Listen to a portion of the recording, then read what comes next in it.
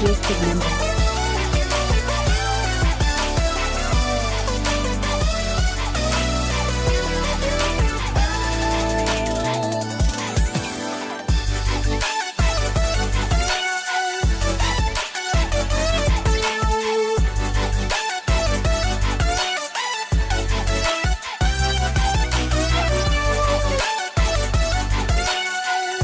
Today I want to show you our tiny...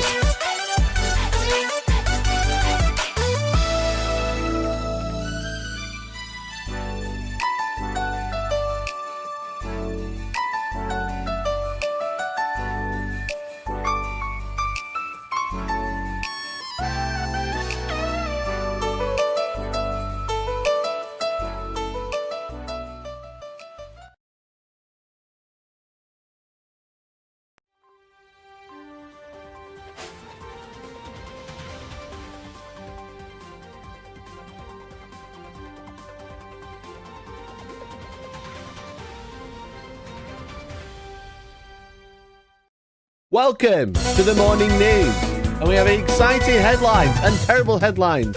First headline of the morning will be, is this company being stolen from? And our second headline will be, is this company also being stolen from? But first, let me say hello and thank you for tuning in. Really appreciate you all. You're all legends. Thank you so much. Hello, hello, hello. Hello. That was a bit loud. Sorry. Hi. Hello, everyone. Welcome to the morning news. Hope you're all doing well. Let me say hello to everyone who's turned up in chat. Sorry I was late. I was still setting up. Had some drama to sort out. Lots of big things to talk about. Had to make sure everything was ready to... Why is desktop audio so loud? Sorry. I don't know why my desktop audio was so loud. But good morning. Hello. Then welcome to the news.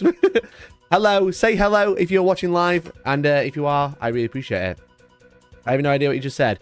We have two big headlines this morning. First one. Is a company being stolen from or being robbed? And the second headline, is a company being stolen from or robbed? They are the two headlines today. Okay, that's the thing. There's the big news this morning. Okay, but say hello if you're watching live. If you're not watching live, say hello in the comments and let me know what you're up to while you're watching. Hello, hello, hello. Just say you need a suit. I am wearing a suit. You just can't see it clearly. You just can't see the suit clearly. But welcome, welcome, welcome. It's a very big morning. Lots of big news headlines today. If you've just tuned in for the first time, welcome. My name is Mikey. I am your host for today. This is the morning news. This is part of daytime TV. We do the morning news and then we do some hobby hangouts. It's news followed by Bob Ross. Okay? It's exciting. But welcome, welcome, welcome. Let me say hello to everyone in chat.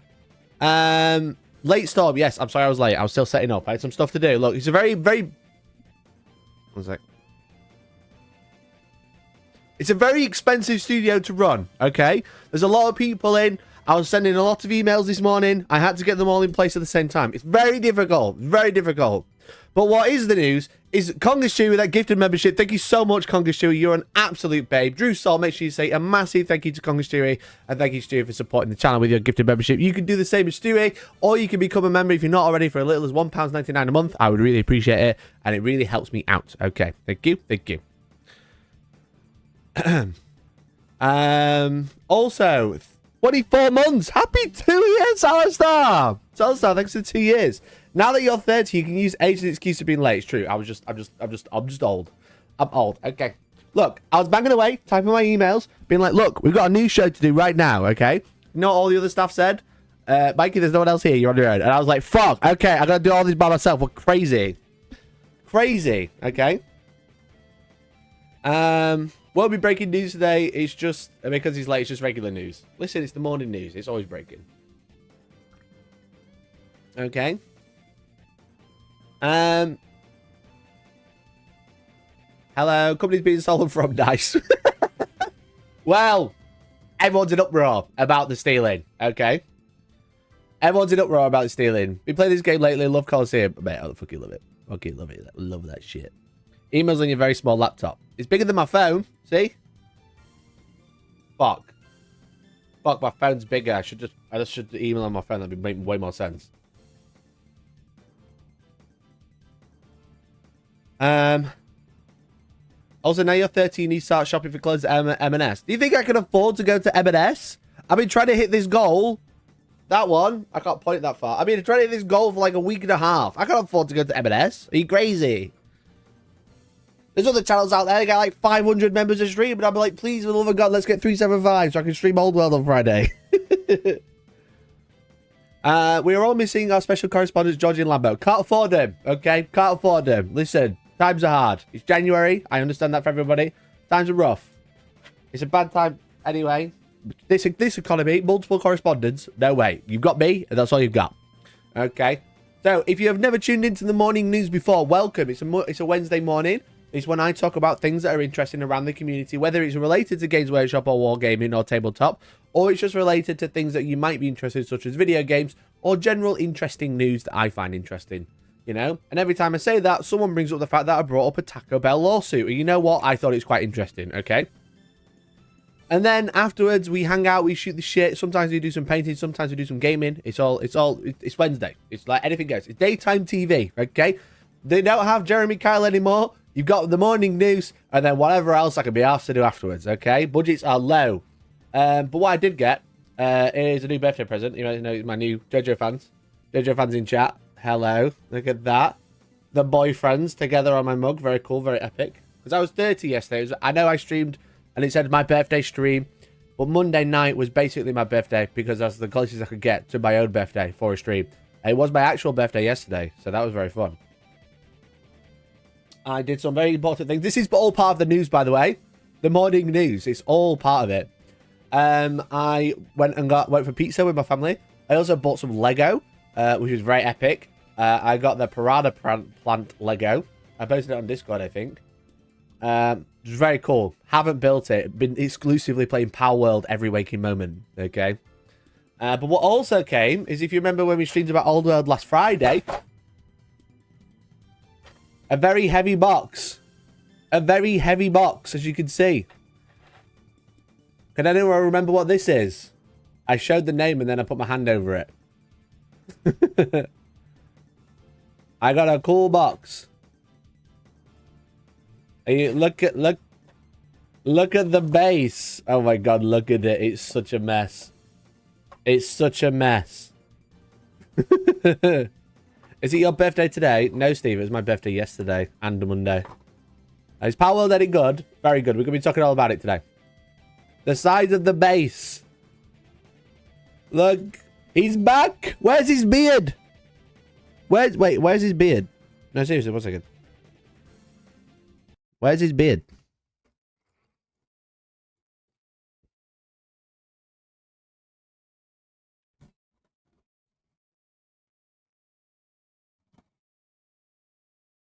Where?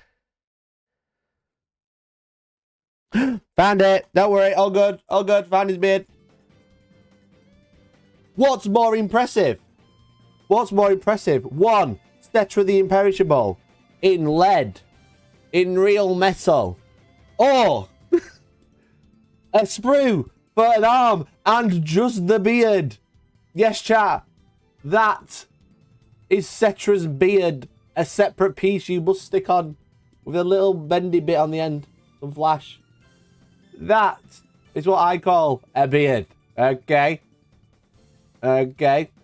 So we're going to have to build this on stream, I think, because Steve was very kind when I want... Oh, hello. Hello. Good morning. Welcome to the news.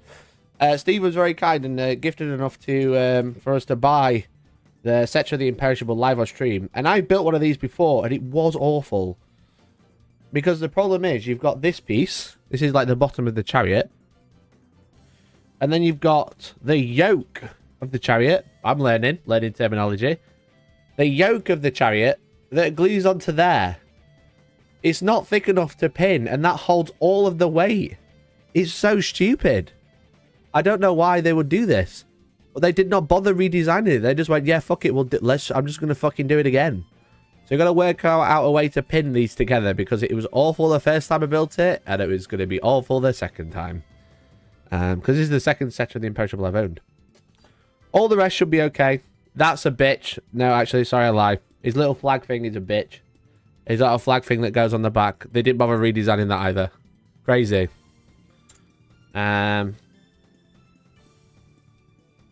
then this. This also has no glue points. This is to hold all the 4 horses and all the Hut King's men. So yeah, that's going to be fun. But he's on a fat base. But also, they've not, like, cut out the holes for the horses, which is quite funny. So they're just going to have to do something. Just mash them together and hope for the best. There's also only 2 horses. Oh, no, there's 2. There's 2 more there. Sorry. We're all good. We're all good. Okay. Woo. Nearly had a disaster. First his beard, then a horse, and both were there. I just couldn't see them. I hate metal minis. Me too. Me too, but needs must. Okay. I would much have preferred some resin minis, but there we go. Not fan cast, forge or resin. I wish they did it all in forge or resin. I don't know why they're doing fucking metal, but here we go. Anyway, so my old world army is getting quite sizable. Okay. The video of me playing the game is coming out this week. But if you'd like to see an old world battle report with my sizable Tomb Kings army, then you know what to do. Become a member just like Hokum Paints. Hokum Paints, thank you so much for joining the boys club. Thanks so much for joining the boys club, bud. Really appreciate it. Grimsley, you also got a present from your coolies members. Yes, there's a group of members led by Mercenary Q who bought me a Necrosphinx, which I'm probably going to build today. I did talk about the Necrosphinx on Monday, Grimslayer, just in case you missed it. I was very lucky to receive a Necrosphinx from the members in the Discord. Exclamation point Discord in chat. It's very cool, very epic. I'm probably going to build this on stream today. But we'll see. We'll see how we get on. The sizable old world army is getting quite sizable. Okay. But we do have some actual news. That's the news about me. That's what I did yesterday. Ate pizza, saw family, bought Lego, played Palworld. Okay. Why is his laptop so small? It's because I'm actually 7 foot. Tell your girlfriend, okay? Tell your girlfriend I'm actually 7 foot. And yes, my feet are big too. Okay? Okay? You tell her that. And I'll send her an email. See? Just type it away. You wouldn't even know, okay? You wouldn't even know. Someone would be like, whoa, that's not even a real laptop. And I'd be like, bruh, you don't even know. Look, budgets are hard, okay? Small laptop, tiny laptop. It's a phone with a keyboard, okay? It's not an iPad. It's not an iPad mini. It's a phone with a keyboard, all right? Look, budgets are hard because you're not becoming a member, right? Okay. The member number keeps falling because people are unsubscribing, okay? You need to sort it out.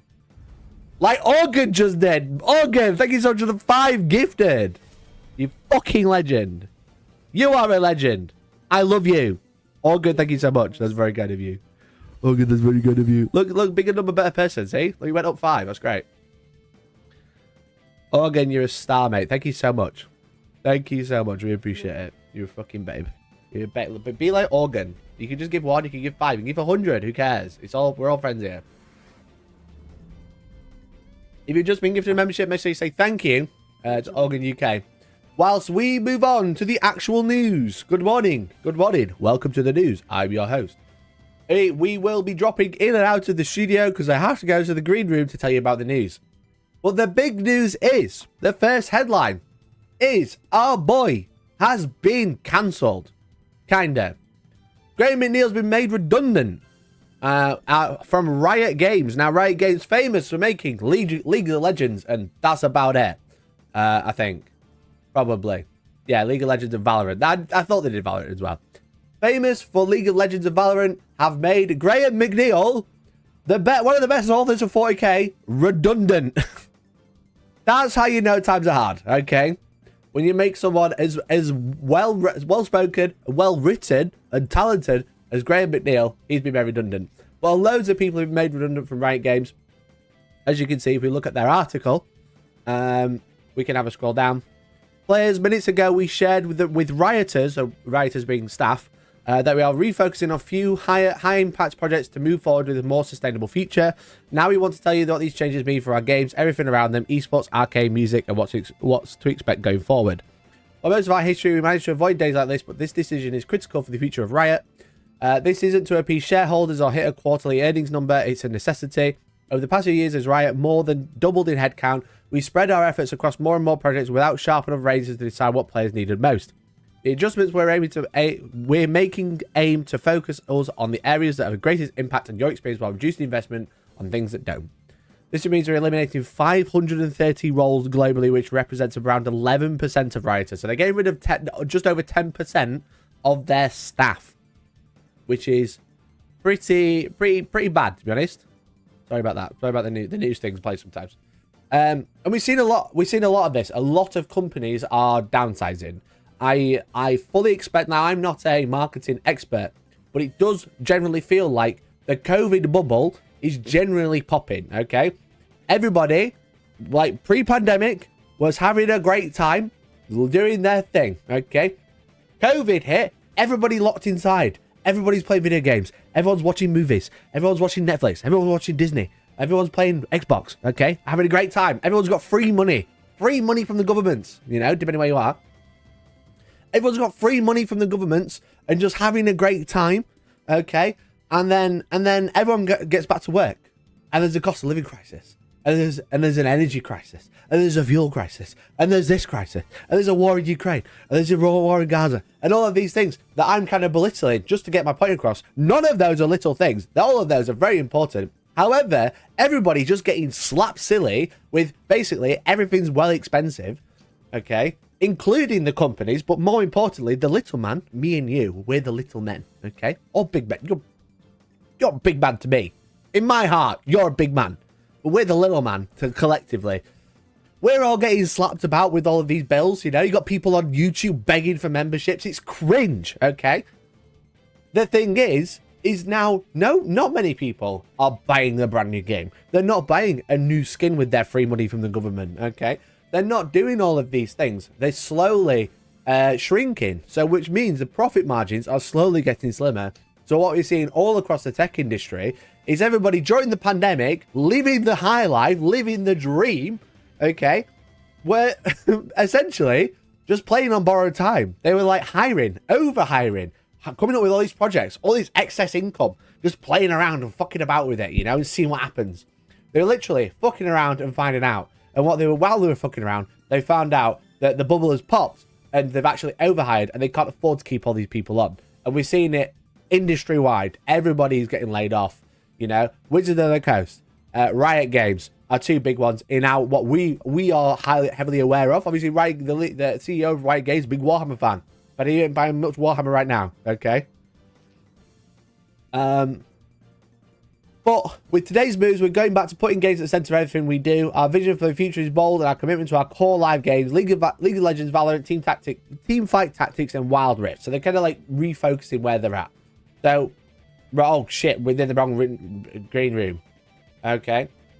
So basically a lot of these companies are feeling the hurt now. They're feeling the grip of the pandemic, like not being the thing anymore.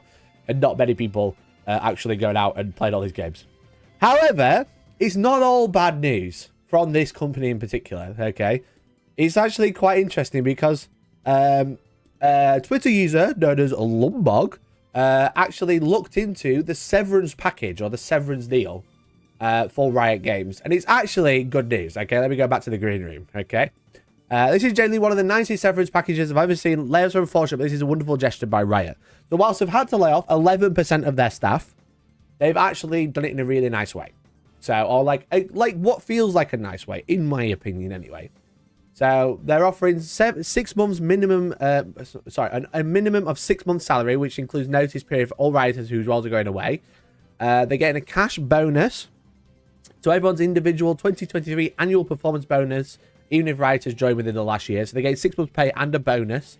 They're getting their health benefits in locations where Riot provides healthcare. Writers covered by our health benefits will continue to be covered through their last day of employment. In addition, they'll be offered additional pay to cover health benefits, medical, dental, and vision. So obviously, out in the land of the free, where you can't afford to get healthcare, at least you can get some decent healthcare from Riot. We know writers may plan future expenses that would normally be covered by things like the Player Fund and Wellness Fund, so we're offering an additional $1,000 or local equivalent to cover these and other types of expenses.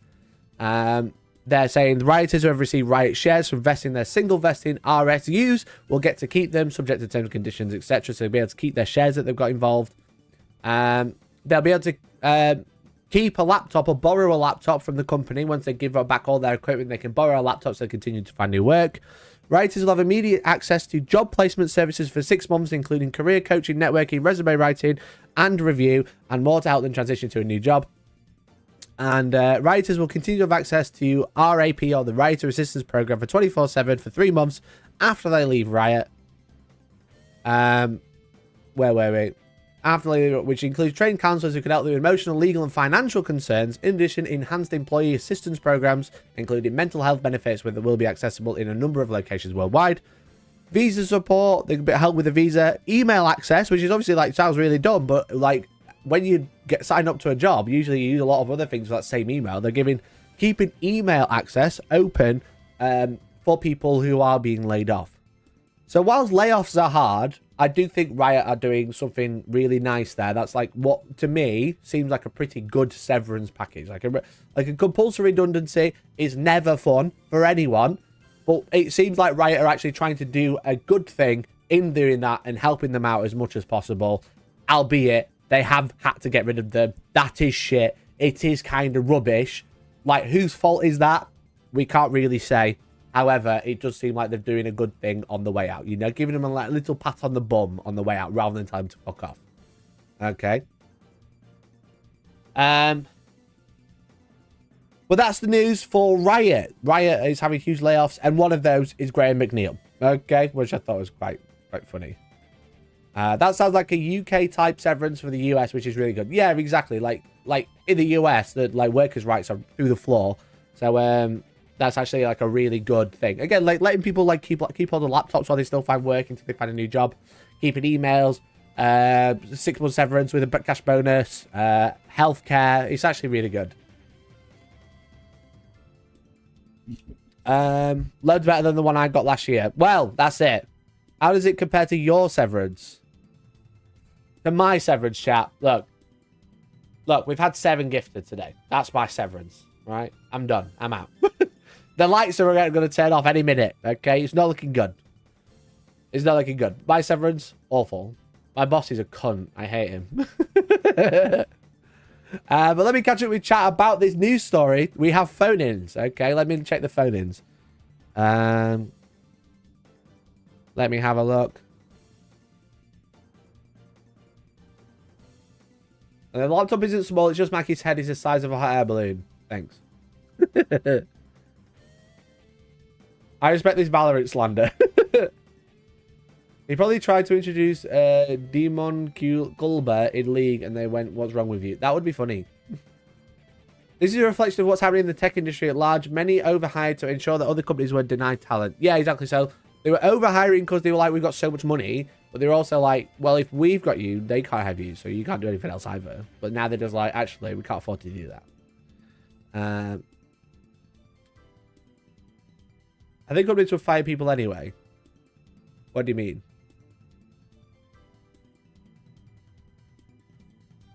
A financial consultancy firm has predicted 30,000 biz going bust in the UK this year, but we are definitely not in a recession. That is a lot of companies going extinct, going bust.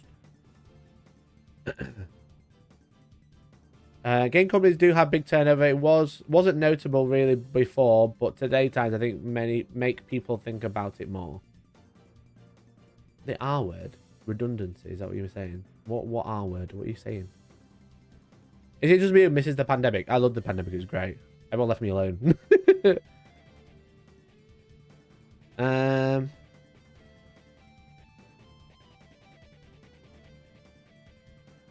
Recession. Okay. The R word.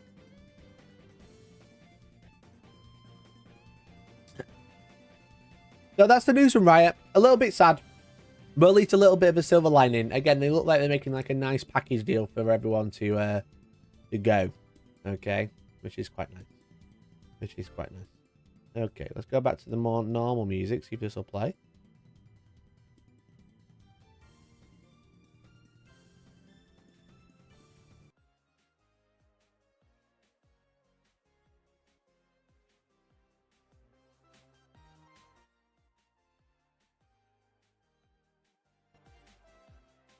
There we go. Okay. So that's the first news story of the day. We've got 2 more but news stories to go over, which are actually quite big. Quite big. I was not prepared for the newsroom, look. Carry off. Welcome to Daytime TV. Okay. What's happening with Colts 3D? That's going to be one of the headlines. It's a headline. Okay? It's big. It's huge. But first, we need to talk about something bigger and huger. It's the Eurogamer Big Fat Hater. That's what we're going to call him now. Eurogamer. Playing Palworld gives off the impressions of playing a product designed to be sold rather than to be played. You will feel like a mark and you'll be right. Wrong. Wrong. Palworld, best game in the world. Wrong. Now, you might have heard of Palworld. Okay. You might have heard of Palworld. It is taking the world or the gaming industry by storm. Okay. It's been called Pokemon with guns. And you know what? They're only a little bit right. Okay. They're only a little bit right. However, with great success comes great hate. I've been getting hate for like 3 weeks. Okay. People were being anti-Semitic about me. You know why? Because I'm successful. It's because I'm beautiful. It's because I've got a full head of hair. Okay. That's why they don't like me. It's because I'm gorgeous. All right. Just like my new favorite game, Palworld. Right? But lots of people have been hating on Palworld. And it's a brand new game. It's essentially, I could list off a bunch of games that it feels like if you haven't played it. I will say, I am very biased because I've been playing it and I've been quite enjoying it. Okay. It's like Ark. It's like Minecraft. It's like Rust. It's like all of these things gameplay-wise mixed together. It's also the map of Breath of the Wild and Elden Ring at the same time with Pokemon that also have guns sometimes. Okay? It's all of these things mangled together to make this wonderful, fairly open, but also fairly not very dense, but fairly fun game that is currently in early access on Steam. And it is so big that it's actually just overtaken Counter-Strike 2 or Counter-Strike Go 2 or whatever. It's overtaken Counter-Strike, one of the most played games on Steam to this date. It's overtaken them for concurrent players worldwide at the same time on Steam, okay?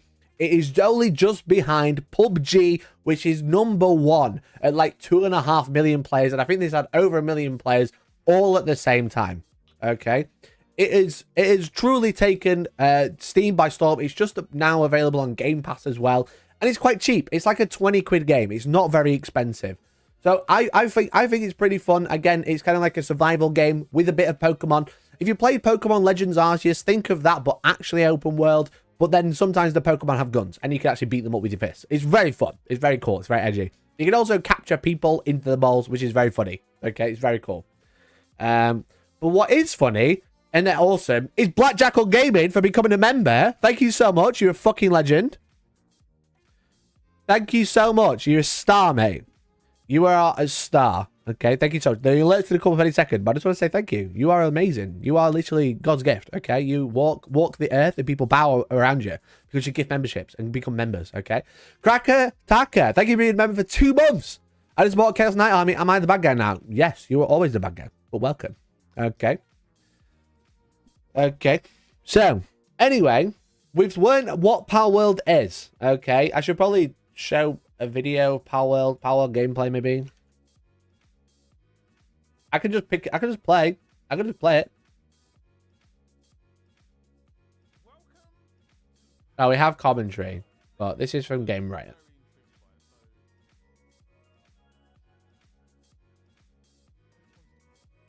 Let's just find him beating stuff up. As you can see, it's a survival crafting horror game. Not horror game, it's a survival Pokemon game. You build stuff. You beat up Pokemon. You collect their resources. You use those resources to gain epic. Okay. Gain epic stuff. Show your power collection shit. Not right now. Maybe later. I want him to beat up lambs. Look, you can beat up the Pokemon. It's basically Breath of the Wild, look. Collect resources. This isn't a great showing of the game, but it's very fun. So you see, open world. There's a giant tree in the middle of the map, which is just like Elden Ring. All of the sounds are just like Breath of the Wild. The color is like Genshin Impact. The gameplay is like Rust, but it also has Pokemon. People are just... There's so many games that this is riffing from, but it's actually a fun game. Look, he's building a little thing. He's going to get his sheep. Look, his little sheep are going to build it for him, look. That's so cool. Anyway, that's That's Palworld. Let me close this down. But people are just hating on it. There's a lot of hate for it. So You're a Gamer have come out and said they hate it. Is Palworld actually any good? Of course not. Elector Buzzkill. Chris Tapsell published yesterday. You might have heard about it. Palworld is utterly gigantic. The first big meta hit of 2024 and potentially the biggest game we'll get all year. At least in terms of sheer popularity and players. And certainly in terms of controversy and conversation around it at launch. If you're yet to hop on board and worried about what you're missing, you can relax. Palworld is big and controversial. It is also rubbish. It's not rubbish. It's the best game ever. Okay. It's primitive and derivative. A game that appears at first glance almost to be completely fake. The type of thing quickly mocked up for a 3-second appearance on a PC monitor in the background of a mid-budget TV drama. A game to be played one-handed with an N64 controller by Tony Soprano. Although, honestly, I think he deserved better. This is just raw hate, okay? This is raw hate. Look at this. This is peak gameplay. Oh, that's Bulletstorm. It's difficult to know where to begin with these games. How do you break down this to constitute problems when they're eclipsed by its very nature as a cynical, precision, reverse engineered machine designed to bottle your attention and refine it to concentrated cash? The thing is with it, there's all of this hate. But every big game that I've played in the past year has just been a microtransaction hell. Okay? And this game is $20 and on 20 quid, it's like £22.50 or something like that. And it's a complete game with no microtransactions. And it's early access. It's not even actually out yet. It's alpha. It's buggy. Yeah. It's glitchy. Yeah. But for some reason, there's loads of hate saying this is just to grab money off you. But there's no microtransactions. I don't need to buy Pokeballs with real money like I would if it was by EA. You know, putting out COD for the... whoever putting out COD for the 19th time. And you want to buy a skin for 4,000 quid or whatever it is. This is a fun game because it's complete, which doesn't happen very often. Okay. And it's cynical. Here's developer Takuro Mizobi talking to Wired Japan in 2022, responding with some admirable candor to a question about Nintendo, the culture they're prioritizing and creating original high-quality work, and why didn't get on with that. I'd translated by You're a Gamer. I think I missed a bit. No, I didn't. I have a deep-rooted desire for my work to be enjoyed as many people as possible, and to that end, if there are good ideas in the world, I pick them up, and I don't think I need to be particular about originality. I want to make it less serious, or rather, more easygoing, and I think it's good to create something in that way, like jumping on what's trendy. Lol. Fair enough. My best attempt, then, I think, would be go to reverse engineering the problem with Palworld myself. Much of the grumpiness around Palworld so far, and admittedly a non-insignificant portion of mine, comes from its success. If all of this feels a bit brutal for a discussion of an indie game that came out of nowhere, it's worth bearing that success in mind. Palworld is wildly popular, not just in terms of sales, but actually player satisfaction. And that's the thing, player satisfaction. Its Steam review numbers, around 57,000 reviews at Very Positive, are huge outliers for a game this early in its life. Especially in early access, one from an independent developer in Japan with seemingly minimal pre-launch marketing buzz and no major publisher behind it. Cynicism coupled with success is already enough to leave you feeling sour. But that's the thing. Wait, what are you... I don't understand what this person is trying to insinuate. If people like a game, they'll review it. And people are talking about it because they're like, oh my god, it's 20 quid and it's a complete game. Okay. So Palworld is like a Pokemon game in the same way that Sausage Party is like a Pixar film. Exactly.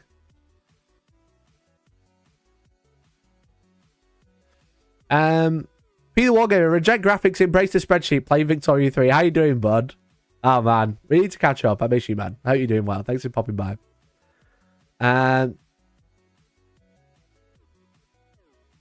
They said they had a budget of 10k somewhere, didn't they? Insane they've done so well. Yeah, I've heard the budget was very low, but they've sold millions of copies already, which is pretty insane. But more than that, and more importantly, the feeling playing Palworld is sour. Start the game and you're given option to play solo or multiplayer server. A typical character creator, then plonked into a place at the bottom of the food chain and skill tree in an extraordinarily generic world. Breath of the Wild's watercolor mournfulness was already diluted into blandly vivid green hills in Genshin Impact. Here it's watered down once again, filtered through mobile shovelware to entirely vapid non-plays of the Palapagos Islands. Bro! Decknull, don't come here with this fake hate, okay? Don't come in with this fake hate. You're wrong. You're wrong. There's no mid-journey in this, okay? From there, in every direction, something you've seen before, removed and placed here without its context, without much in the way of world building, thematic sense or general care. Yes, there's Pokemon element. Roaming creatures are undeniably and maybe copyrighted originally close likely to the official ones. You can throw a Pal Sphere at them, which wobbles 3 times for successful cast. Not true. Not true. Fake news. And you can battle them, albeit to death. Kind of. I guess so. No, he's Grimslayer. But it goes far beyond Pokemon in the fact that Pokemon with guns joke, as well as already wearing a little thin, it's also a bit of a misnomer. You'll need to pick up twigs and rocks to make crafting bench and more to make an axe and a pickaxe, and then go hacking your way to more to make a house of shelter from the cold of night or the violence of other human players. Hello, Minecraft, Ark, Rust, Valheim, Al. Edal. I never know how to pronounce this. Etc. The fun and musical jingles of a new location straight out Breath of the Wild again, and the fast travel statues strikingly close to the ones of Genshin Impact. Progress further, you'll be able to put your pal to use in automated production lines, which might remind you of Factorio or a good chunk of Steam top seller charts from any point during the last few years. So combining assets from a game is just trash, according to this guy, even though every game that comes out is essentially the same game that came out before, you know? You know, every big popular game these days is just a sequel to the last one. And it's not even a sequel sometimes. Sometimes it's just multiplayer maps. All right?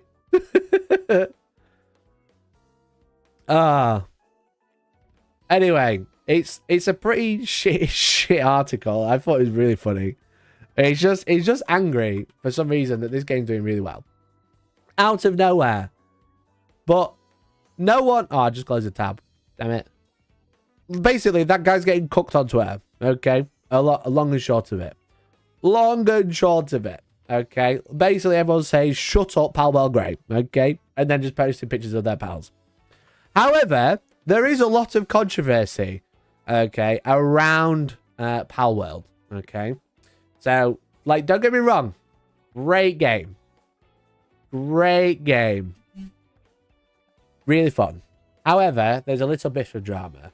One of the big dramas, which is making people say this game is AI, this game is made with Midjourney, is that the CEO has come out in favor of using AI. Now, that doesn't mean that this Palworld game has AI in it, because so far there's no evidence to suggest that anyone is using AI in the game. And if they were, I probably wouldn't be playing it, because I think that's pretty shit. However, the CEO of the company has come out and said he does support AI. So from this tweet, heads up, anyone thinking supporting / playing Palworld who also cares about generative AI issues. The CEO of that studio is full speed ahead on generative AI, frequently promotes it and tries to push it to use in his studio. Like, a lot of this maybe, it's like allegedly, but the point is if you pass through the filter of an AI, the image is often not a specific thing, so maybe the copyright issue will be resolved. I'm surprised to see that the world is actually moving in that direction. In about 30 years, the general public's perception of copyright may have changed considerably. And then the CEO of the company, people use Photoshop or Crystal are not called digital artists, right? AI Illustrator is a hot topic, but what's even more frightening is when you call someone Illustrator, it seems like it's normal to refer to an AI Illustrator. After AI becomes widespread, a new world will probably be born. Analog Illustrator, Painter, Human Painter, etc. Calculation, hand calculation industry, handicraft animation, hand-drawn animation. A computer will literally translate to a person who calculates, and it seems that in the past, it was actually a human being. Nowadays, it refers to electronic computers, so the time may not be too far when Illustrator refers to AI algorithms and software, which Illustrator are using, Midjourney, etc. And then another tweet saying, after many delays behind the scenes, it's finally released. We are running GPU on the server, so we are definitely in the red. If you have never tried AI illustration generation, please take this opportunity. Mobile is free.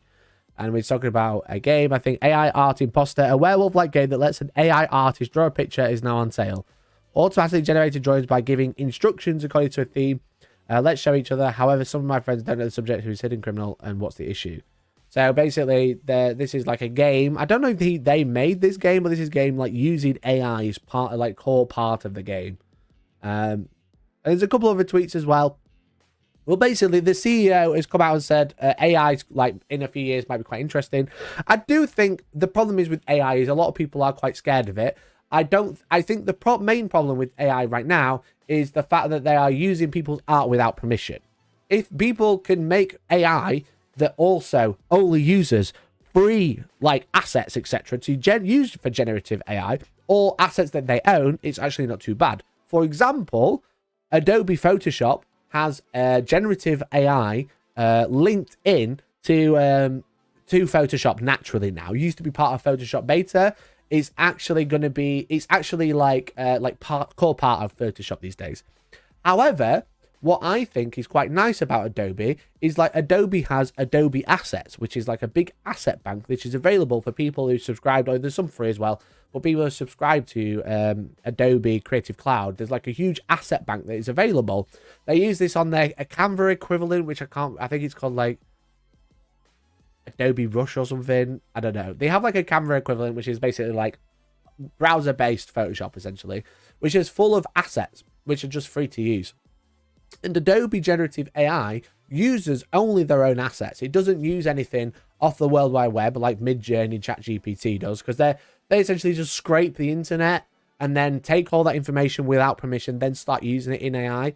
Whereas Adobe and other companies, like big companies, it seems, are using their own assets to do this generative AI within their own software, which is actually quite a good thing. So like, the thing is with it is a lot of people are quite scared about AI, which is understandable because artists don't want their art stolen to be used in AI software. Totally get that, and I totally agree. However, I think that like in the next few, probably like the next 6 months to a year maybe, we're probably going to see a big shift where people are like, we're using AI, but we're really using our own thing, much like Adobe. If people can follow in those type of footsteps, it's actually going to be quite an interesting time rather than just using whatever they can find on the internet, you know? Understandably, a lot of people are scared for jobs, income, etc. I totally get that. However, it's like as technology progresses, those things happen. As long as that people aren't being stolen from for those technologies to happen, such as stealing art off the internet to make their AI, I think it's probably there's going to be like a shift in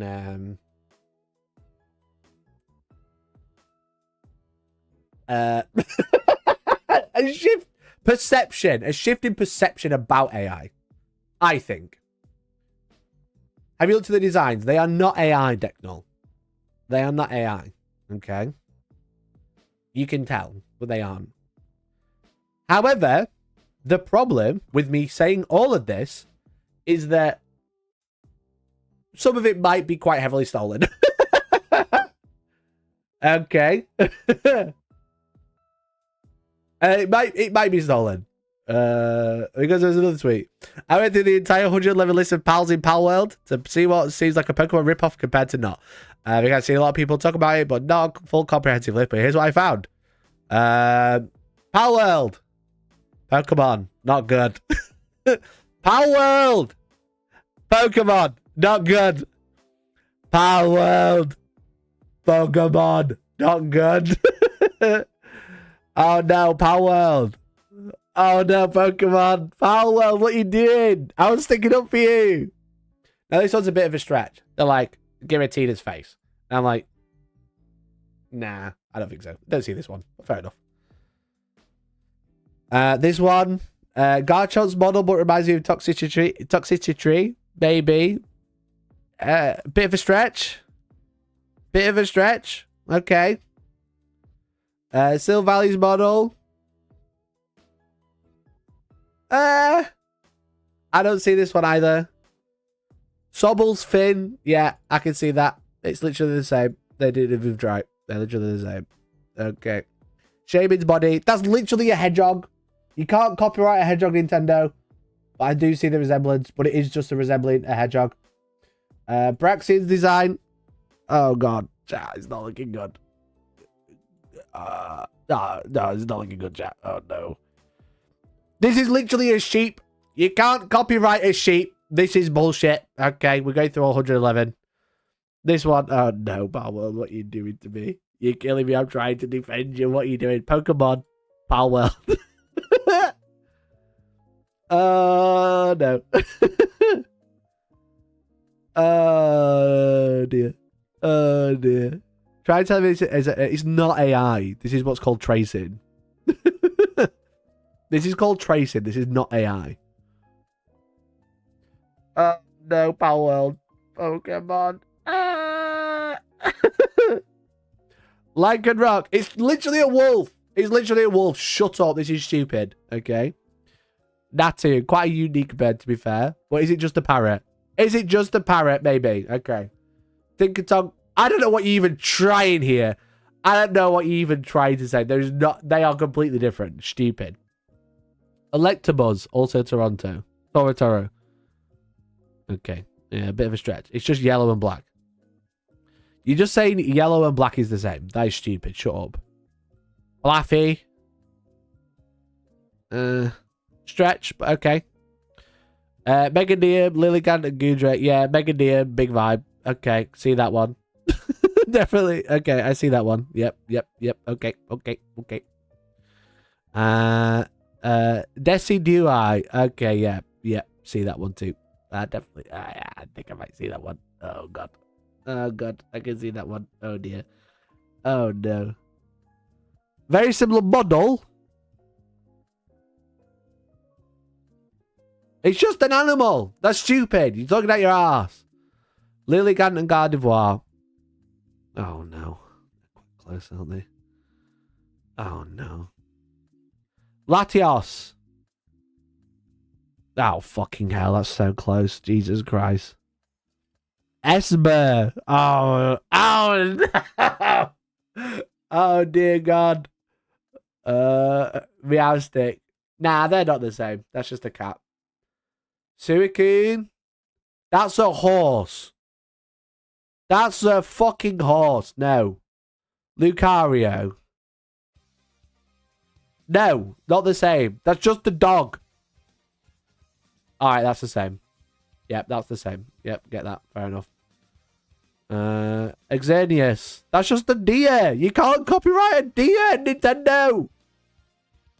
Cobra Lion. One of the most blatant ones. I guess.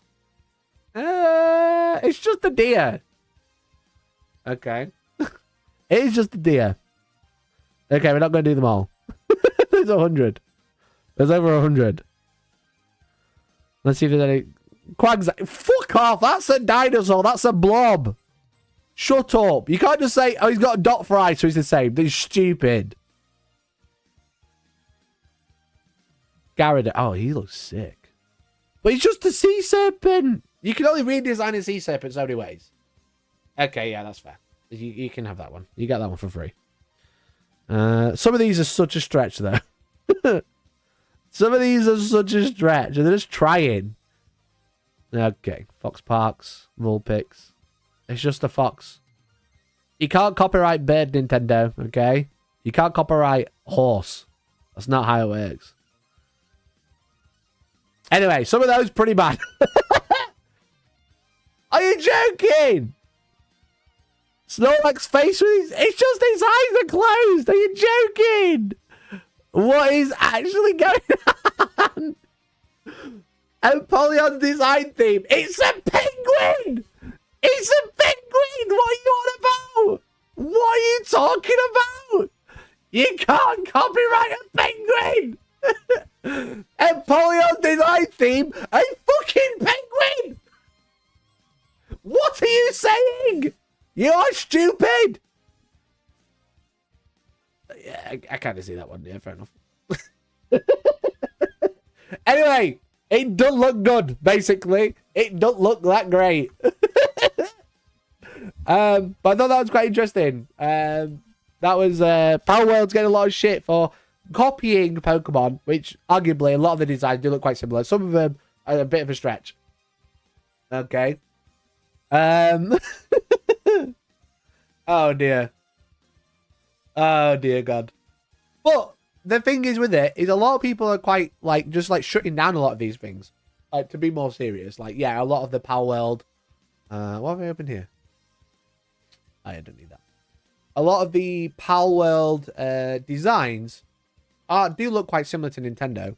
But a lot of people are just kind of going out and saying, yeah, but it's a fun game and Nintendo aren't doing anything these days. Like with Pokemon. Like Pokemon has been the same methodology of game since its inception. They've never changed it. They've done some spin-offs, some of them better than others, but they've not done anything with that. And then they've been releasing games that are like completely broken. Like remember Pokemon Scarlet and Violet last year? or the year before, whenever it was. Absolutely just awful, completely broken. $60 game, completely broken on launch. Huge updates needed, and it runs like ass on the home console that it's designed for. And then this other company comes in, which is quite a small company, which, yeah, a lot of it does feel quite asset flipped. A lot of it does feel like heavily inspired by other games such as Breath of the Wild, Rust, etc. But I think a lot of people are just kind of like, well, the thing is with it is just a good game. And maybe that's okay that there's actually some competition to these big AAA blockbuster games that are just taking the piss now. Because they're charging $60 for a game that doesn't really work, you know? So it's quite interesting. There probably will be a lawsuit. There'll probably be something that happens.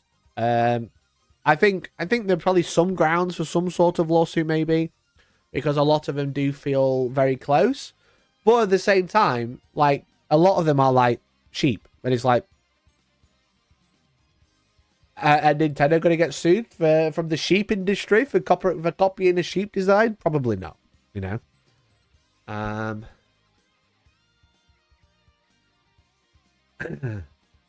that's about it. So, but I do think it's a very good game. If you haven't played it, I recommend it. I'm tempted to do like a member only stream of it because I don't think people will care, but I might do a member only multiplayer stream. So like I'll like open up the server so members can join on Steam, which would be fun.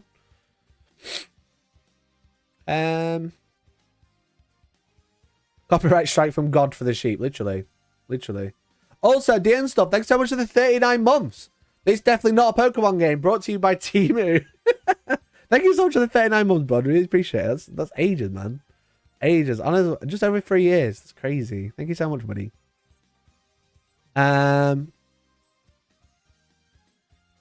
Everything is built off something else these days. It's how we progress. I mean, yeah. It's like some of it's like quite bad, but some of it is a bit like crazy.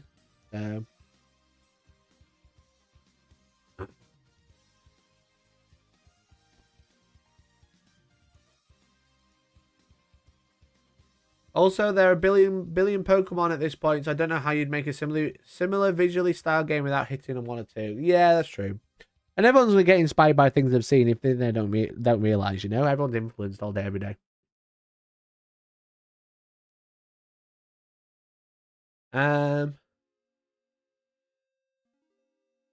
It's not Nintendo, it's a Pokemon company. Nintendo owns some of it. Yeah, so Nintendo owns like the licensing, but yeah, it's the Pokemon company with Game Freak.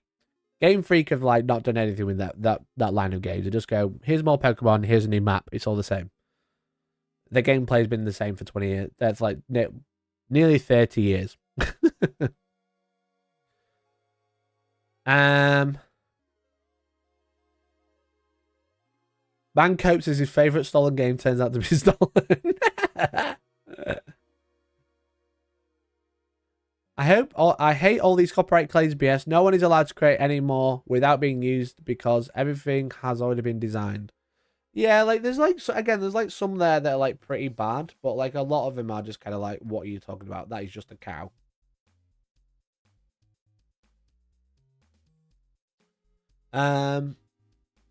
Like the designs are like pretty.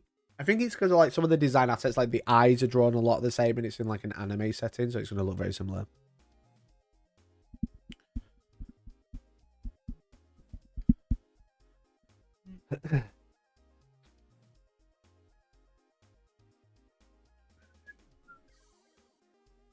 People just salty because Pokemon is their identity and Game Freak haven't made a good game in years. Yeah, true. I think a lot of it does boil down to that. The problem is Pokemon is the best-selling franchise of all time by a huge margin. It is. It is one of the biggest selling franchises of all time. They don't have to try. The money is making itself at this point. Yeah, exactly. So like a little bit of competition might be nice, you know? I think it's what Games Workshop needs as well. Speaking of Games Workshop competition, let's talk about the main headline of the day. The first victim taken by the old world. Okay. This is actually pretty big. You know, this is actually pretty big. And it's going back to the 3D printing war that Games Workshop is trying to have. You know, left, right, and center, Games Workshop are fighting raw battles with 3D printing as a whole thing. And now this is like they've won a pretty big battle. So the war rages on, but battles are being won by Games Workshop. Now, obviously, we've just had the Old World launch by Games Workshop, bringing back factions, new and old, coming to, well, mostly old, lol. Having old factions return to the battlefield on square-based goodness in rank and flank formations and having a great time. Now, a lot of people kind of think this is due to a fact that the Total War Warhammer, the video game version of the Old World, built off Warhammer Fantasy, now probably being harkened back to the Old World, has been pretty big, and a lot of people see it as like a big cash-in to jump on getting those people who are playing the video games to come over and play the tabletop games. Okay. The thing is with it is that like Total War Warhammer is quite huge, and I think they're looking at that market and going, you know what, we actually don't make this game that they all love on tabletop. We probably should. Let's bring the Old World back. And this is why they talk about Kislev and Cathay being one of the first factions to launch, and then they never did. Obviously, there's some complications there. But I think they were relying on a lot of parts of the Empire to like be a big part of the Old World launch. There's loads of lore about it in the rule books because they wanted to capitalize on the popularity of Total War Warhammer being very popular and get those people and turn them into tabletop gamers. Now, allegedly, there was quite a big 3D sculptor on Cults 3D who was, as far as I'm aware, I might be wrong, but as far as I'm aware, using Total War Warhammer assets to generate 3D models. Okay. And his name is Emang. You might have heard about him if you're a big 3D printer. But a lot of these legally distinct models that probably aren't from Total War Warhammer, but are pretty close to the tabletop versions at the same time. Okay? A lot of this in the air. A lot of that. Okay? We're doing a lot of that. A lot of these legally distinct models are currently available for free on Cults. However, they won't be free forever. Okay? Or even available forever. But these are... Scarbrand the Flaked one. I wonder who that is. Now, it seems like a lot of the things where... From my understanding, I might be wrong. But they feel like traceovers, just like we've seen with the Pokemon plagiarism. They feel like traceovers from Total War. That's what it looks like anyway. That's from my opinion. It looks like they've kind of taken some assets from Total War and turned them into 3D printing. You know, turn them into 3D printable models that have a lot of detail, and they're like some of them are like really popular. You know, there's like. Where is he? Stone the Rock Golem, I think he's called. Dwayne the Rock Johnson as a rogue idol. There's like some lizard men. One-armed Dino Jesus. Disorganized Tyrant of Disease. You know? And this guy's huge. He's had 1.5 million downloads. Because obviously all this is public on Cults 3D. And the thing is with it is, like, all of these models are free, which is very important. You know? Like all of these models are free, which is very important because there was a huge battle on Cults 3D last year. You might remember us talking about this on stream. This is a message from Cults 3D, probably approximately like 8-9 months ago, I think. From the official account on Discord saying, "Hey everyone, this is Pierre, co-founder of Cults. I'm posting here to inform you that Games Workshop has just contacted us through their lawyers to ask us to remove more than 200 creations that infringe, according to them, on their copyright. In this list, there are 65 paying models that we have rejected. The users who are part of this list who have at least one creation rejected in the site will be informed by email. They'll be able to edit their model to remove the copyrighted terms. If the editing is sufficient, the creation will be accepted again. You need to modify URL. Concerning the free models, we have decided not to delete them because of the notion of fan art, and we'll keep fighting on from this point." So essentially, the founder of Cults 3D essentially said, if you're charging for models and they're getting done for infringement, you need to change it. If you're doing it, putting them out for free, that's okay. We're gonna like argue that that's fan art, which, you know, legally saying, I don't know. I'm not a lawyer, okay? I think if it's free, it's probably okay personally, but I always do say that I don't like direct rips, okay? And these are direct rips, you know? If they're traceovers, if they're just taking models from the games or whatever, they are just copies of Games Workshop, okay? They are copies of Total War, because the Total War slightly redesigns the models for the games to make them match a theme or whatever. These are all ripped from there, okay? It is like crazy, you know? However, Emang actually has a Patreon, okay? So all of these models are free. However, if you look at the description, it says the fully pre-supported versions of all poses are available to my patrons via the library here, okay? So all of these models are free. However, you can buy them on Patreon, but they're supported versions, okay? So they've been on Cults for the entire time. They didn't get hit. Until now, okay? Until now. There was a post from Emang on his Patreon yesterday, and it reads as follows. And it says, a farewell. Greetings, everyone. I hope you are doing well. I've been under a lot of pressure these last 5 months and wanted to give this notice and my final goodbyes beforehand. I've already discussed this with the moderators. I ask that all members and supporters please read the following. In September of 2023, Games Workshop Limited filed a series of infringement claims with the US Patent Office in Washington, D.C. I immediately went to work seeking legal representative and worked to find a way to appeal my position. By December of 2023, attempts to negotiate with the claimant's attorneys were made and refused. After multiple consultations and meetings with legal counsel, I will likely have to file for bankruptcy with damages of these legal charges being levied against me. Due to the requirements of the case, I'll be closing down the business and removing all materials that the claimant has outlined by Wednesday, January 24th, 2024, which is today. All related uploads on Cults 3D and posts on my patreon.com will be removed. Charges for the month of January will be suspended and the Patreon will be put on hiatus.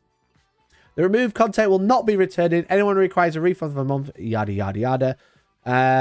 Supporters with this community are welcome to stay, but the release of new models shall be delayed indefinitely. Any uploads of my previous work that you may come across on the likes of eBay, Etsy, Facebook Marketplace, Mega, Telegram, or any equivalent file hosting service will not have been done by me. Know this going forward. Finally, I want to express my appreciate to all the support I've received from printing community over the years. So, the lawyers got him. So, Emang, who's been making all of these files available for free, but who's also been charging for support versions, which, whilst I don't agree with the models, the business outline as a whole, I think that's great. You know, put your models out for free, supported versions of charge. That costs time. But they all are all direct rips from the old world or Total War Warhammer. And it's clear that Games Workshop have used their power of law to come in and say, actually, no, these don't look very good. And it's clear from this messaging of Emang trying to find legal counsel and then 2 months later giving up. I don't think any lawyer wanted to touch it because I think they knew it was a losing case. And obviously, it's like an individual versus a very big company with a very large lawyer pool. Yes, it does sound like Games Workshop bullying, but when you're looking at these models, it's hard to say that Games Workshop is bullying for no reason, you know? I think it's very hard to defend these models. So, but yeah, so like Emang is, again, one of the biggest creators on Cults 3D. Again, 1.5 million downloads so far. And this number's only going to climb because all of these are going to go down at the end of the day. So I don't endorse the models, but you got the information. Okay. I'll tell you that. It's pretty bad though. But yeah, so this Emang's going down. He's going to not make models indefinitely, probably because he doesn't do that much design anyway. He just takes models from games and reposes them. You know what? Get it, whatever. I don't care. Nothing to do with me. But that's what's happening. Anyway, there's the news. That's the big news, and that is the final headline of the day. So let me catch up with chat.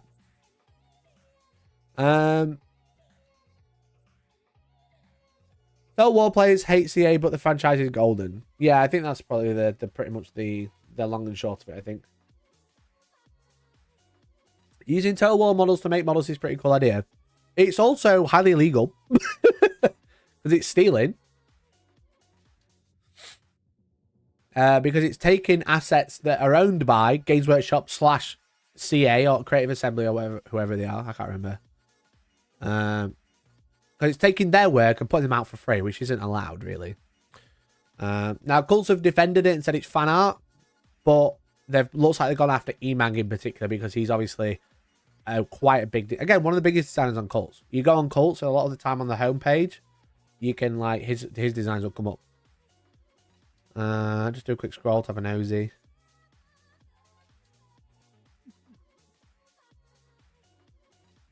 Maybe not. Sometimes it does. But you do just scroll down Cults for a day and there are like Chaos Knight Mark II War Hammer. War Dash Hammer. That'll work. That'll work, chat. War Dash Hammer. And then Battlefield Mechanic. 2 poses with tail to...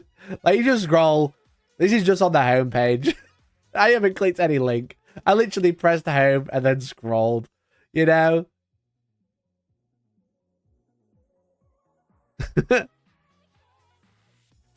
It's only stealing if you get caught. How's that second limited edition book going, Valrak? Thief? You stole that from someone.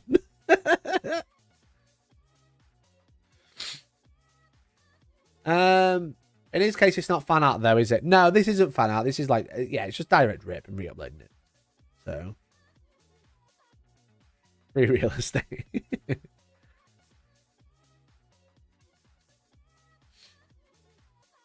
I don't know. It's stealing. I don't know. There's files on my computer in my hard drive, which I paid for, same as the game I got from them.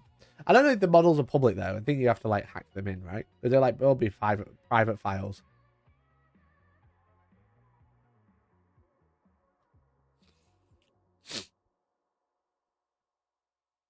Free real estate. It's not stealing, mate. Come on, you can do whatever you want with them as long as you don't sell them. I don't know. Again, I'm not a copyright lawyer, but they are pretty bad. That's taking someone else's work and re-uploading it, and then charging for the support version. Yeah, you've put supports on it, but that's still selling it. You're still making money from something that isn't yours. So they've gone for Emang directly because he's a big designer. So.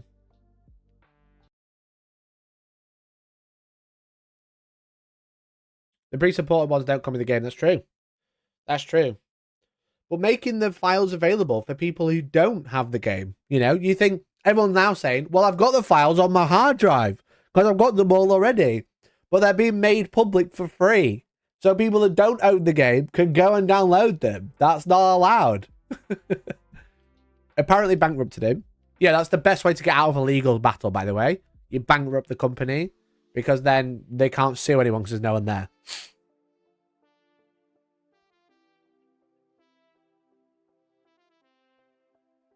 People think it's cool to steal Warhammer, but get upset at potential rip-offs of Pokemon. Literally! Literally, it's the same. It's the same, but this is slightly different. These aren't trace overs.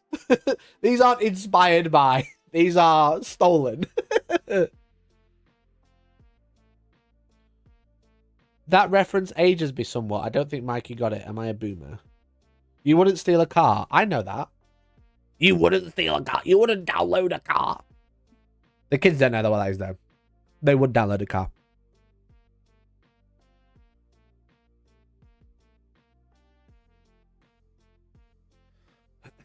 But I do think this is all because of the old world and stuff like that. I think because they're trying to like capitalize on the Total War Warhammer. Everyone is kind of like, well, we want to play the old world, but we can't buy anything, so everyone's 3D printing it. So they don't want people 3D printing Total War Warhammer models because that's what you would do.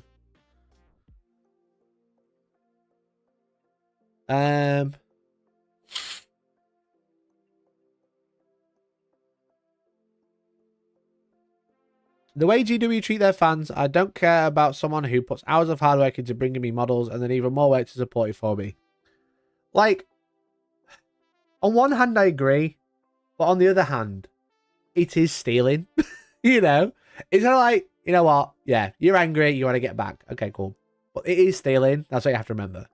You know, no matter how you sugarcoat it, how you make yourself feel better about it, you know, however you want to look at it morally, it is stealing. But the pre-support version looks totally different. Well, Games Workshop models don't have all these line things on it that fall off as soon as I finish printing. But yeah, that's like the big news. I think Total War is a big reason Games Workshop have probably brought the old world back. I think it was definitely on their whiteboard, their mood board about old world. Total War Warhammer, pretty cool, pretty epic. Yeah, this isn't an isolated case. This is gonna keep happening. Okay.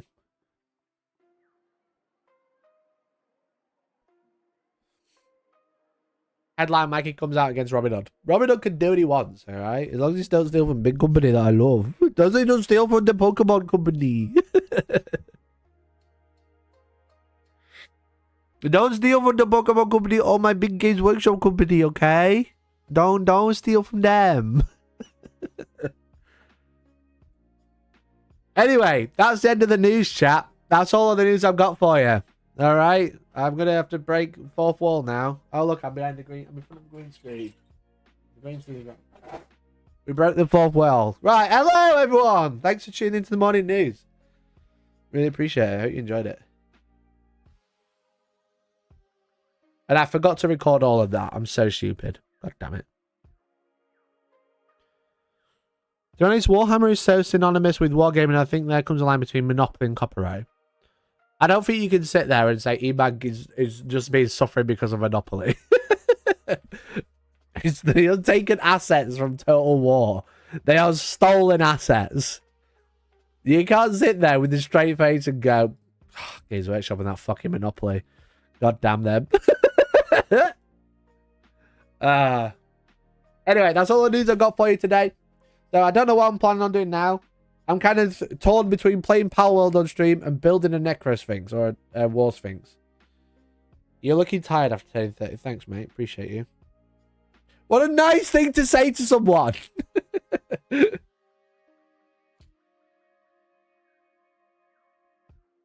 I'm confused. Since All World just came out, there's literally no time to scan in minis and release them. So don't forget, all the minis are old, but all these scans are not 3D scans. They're 3D models taken from Total War Warhammer, which is obviously the video game that's been out for like a year and a half, I think. So they've taken the models from Total War Warhammer 3, or 2, or 1, and then turned them into 3D printable models.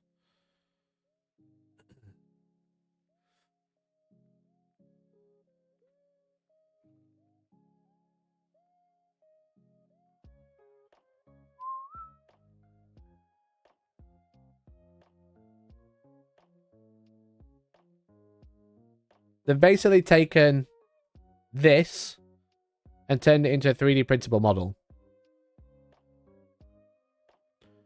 You know? That's all I've done. Like that. That's a 3D model in the game. They just turned that into a 3D print.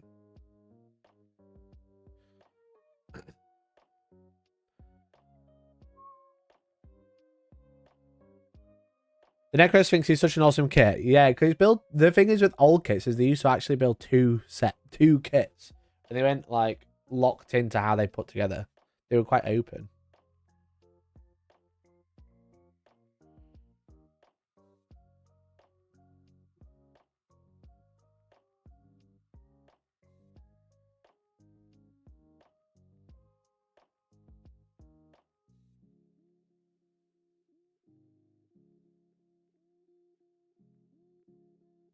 Um, 10:13 already dressed like a Florida retiree. I've worn this t-shirt before, I think, on stream. Same problem as with TV film dealing with piracy 10 years ago. If 3D printing is that big of a threat, there's clear demand and eventually business models have to change. Yeah, I agree. I think there will be a turning point eventually, but you've got to remember is that the first thing that when Napster and like torrents were really big is all the big companies did was try and take down each individual one, and then they realized they couldn't, so they did something else, you know. Eventually, I think there will be something else, but I don't think it's going to be like within the next 6 months to a year. It's going to be like a couple of years' time. So yeah, that's basically what's happening. It's quite interesting. But you missed all of it. The morning news has ended, okay? You can't rewind live news. I mean, you can here on YouTube. Click the thing that's here, drag it back to around here, and then try and see where you remember. Fun fact, there are still people paying off fines for downloading Metallica albums from Napster. That's true. That's true. That is so funny, that as well. Do you remember Metallica were huge on copyright? Well, because the irony was so Metallica were one of the big bands that like started suing Napster and everyone on Napster when people first started illegally downloading music, to a point where they were like, people are so careful about Metallica, is that when Metallica played at BlizzCon on Twitch, oh, it's gone. Where's the video? Metallica played at BlizzCon live on Twitch, and it got auto muted. What you just watched was part of Metallica. It auto muted it and put on like copyright free music. What you just watched was part of Metallica's BlizzCon 2021 opening ceremony performance. But obviously that wasn't For Whom the Bell Tolls. That was copyright-friendly music that had to be hastily dubbed over the broadcast footage on Twitch Gaming's official channel over fear of copyright infringement. DMCA takedown requests for use of copyright music in content has been a massively controversial issue. Actually hilarious. So the trouble is when Metallica actually played their own music on the stream, they auto covered it because they were like, what if we get copyright striked? Actually hilarious. Actually hilarious.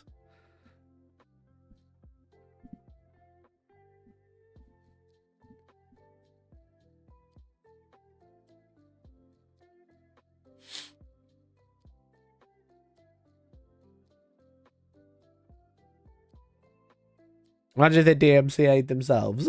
They would. They would.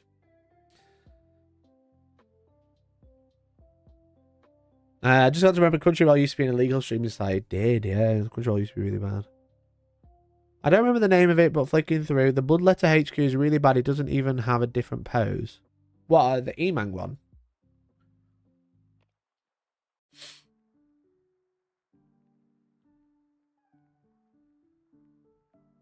My cousin lives in Germany and got a huge fine for downloading an episode of The Walking Dead. Yeah, it's really bad. Really bad.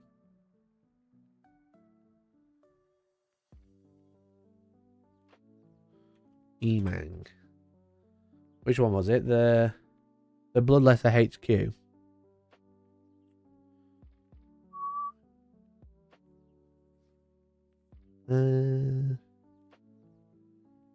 This one.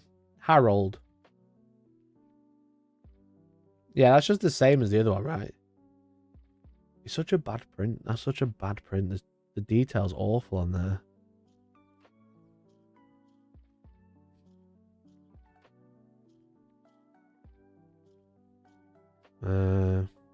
Lord Letter Herald.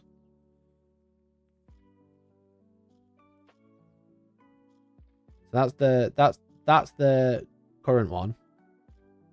The Games Workshop one.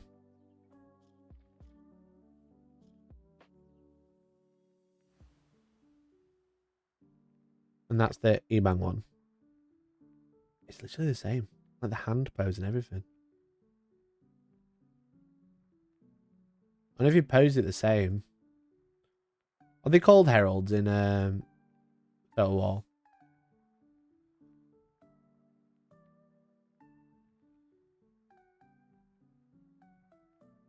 There's some fan art or something. I don't know what was that.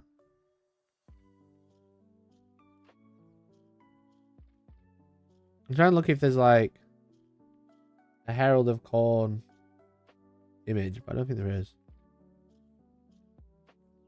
Anyway.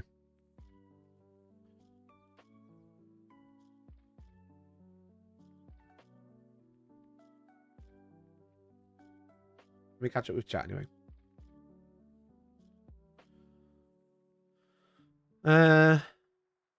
This is why so many channels create their own music to stop others from using their content. Yeah, a lot of the time. But a lot of the time people can make music, and if they don't copyright it properly, someone else copyrights it for them, and then they just steal all the work from them.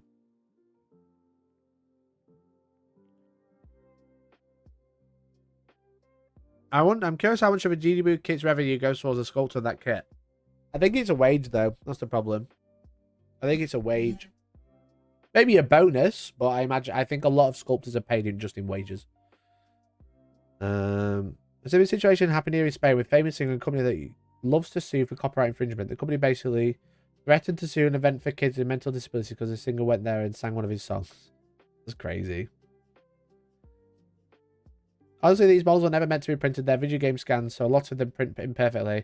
I know this from totally not having printed a lot of this stuff. It's a good job you never printed any of your stuff, because that would be really bad. But yeah, they're obviously video game scans. That's why they don't print very well. They just look a bit weird, but they are very popular. If you search, like... You should do an episode where you try and tell if painted models are from GW or printed. That's a sick idea. That's actually a GOAT idea. Painted or printed. I don't know. Printed or real.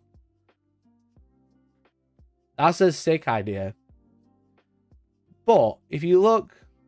This one, the ultimate radical centrist. This is definitely not Bellacore. Not even trying. Not even trying. Definitely not Bellacore. Right? And then you just search 3D printed Bellacore. How bad is it? Just finished. Just finished. Just finished. Cool. Cool. Oh, look, it's that one. Oh, look, it's that one. Oh, look, it's that one. Oh, look, it's that one. Did I make my point yet? Oh, look, it's that one. Oh, look, it's a real one. That's not the same one we just looked at. Oh, look, it's that one. That's a real Bellacore. That's a printed one. It's all the same one. Everybody just prints that. That's a real Bellacore. That's not the same one. That's not the same one either. That's the... Oh, look, it's Bellacore. They just print the same one every time. Everybody has the same Bellacore. There's loads of versions. This one's quite cool. Legally distinct demon man with wings and sword. But everyone just prints the same one from Emang. I know some of these are re-rips from the same website, but... Yeah, if you see any 3D printed Bellacore, it's usually that one. And that's why Games Workshop have taken him down.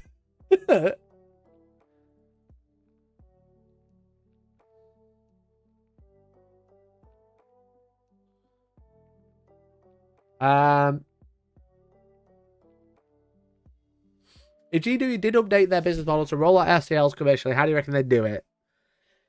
I don't know if they ever would, for a start, because I don't think their business model relies on people buying models. So making models available for people at home for a one-time payment probably wouldn't work. How would they do it? I surely it wouldn't be whole models. It'd be like certain models, like, or certain bits. That's the only thing I can think of. Like upgrade sprues would be like an ideal one to like sell as a printable pack. But they wouldn't do it unless you can do like a one-time print license. You know, you print it and then the license has been used. You enter a code, and then once you've printed it, the license has been used. You have to pay for it again. Printed or plastic? Zapzy, that's fucking G. Let me write this down. Printed or plastic?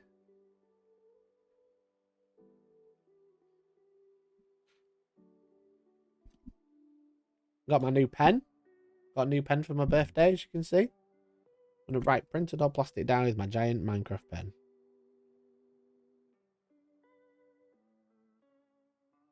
It writes very well. especially with a giant weight on the end. Oh god, the lid didn't go on.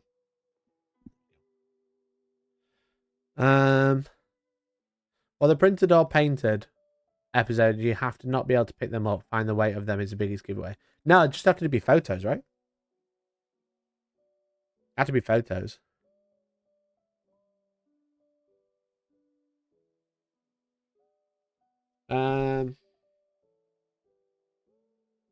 Cults 3D stuff is still up. Yeah, it's going down today. These printed proxies look amazing. No, J-Vlog, don't say that.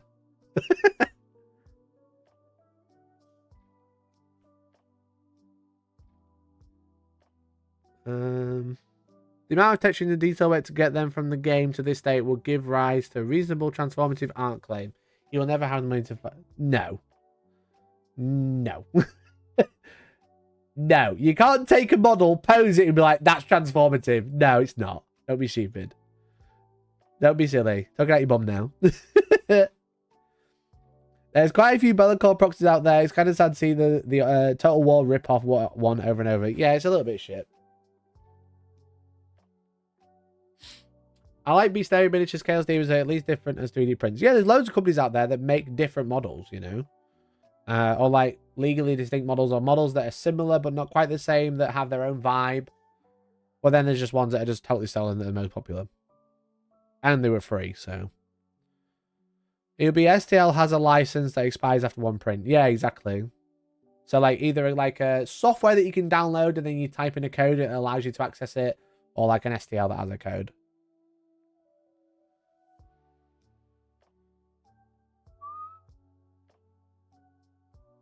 Creeper, my favorite JoJo stand. True. Once your print fails, you have to buy it again. Yeah.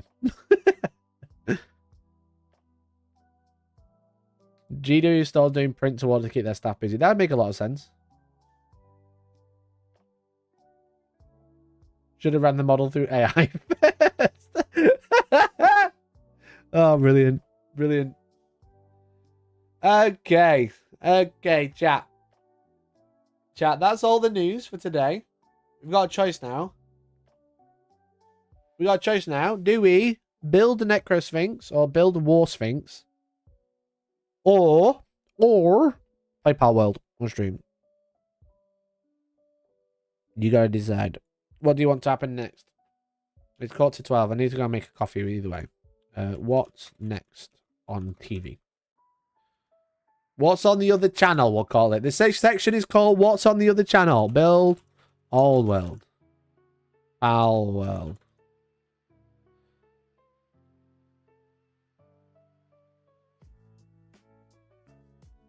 You've got a choice. What channel would you like to turn over to? Okay. What channel would you like? Okay, I'm going to quickly grab a drink. I'll be 2 seconds. You vote. Vote. Collectively vote.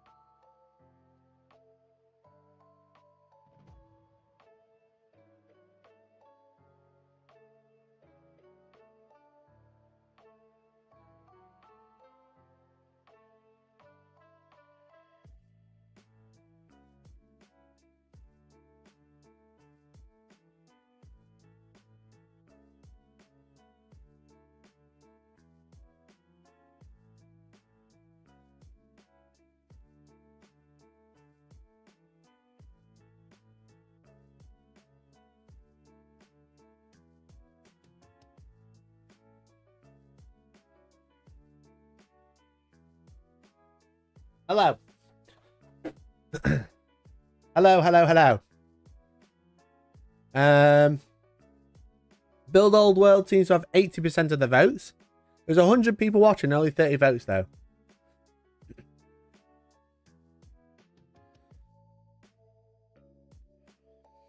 Cetera bust. Necro. Build models. Sphinx and name it Merc-Q.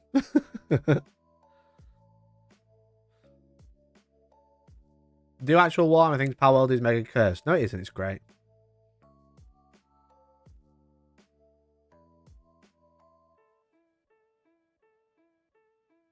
Did you actually record something? Kirioff is going to record painted on plastic. Better not, Kirioff. Love you. See you bet.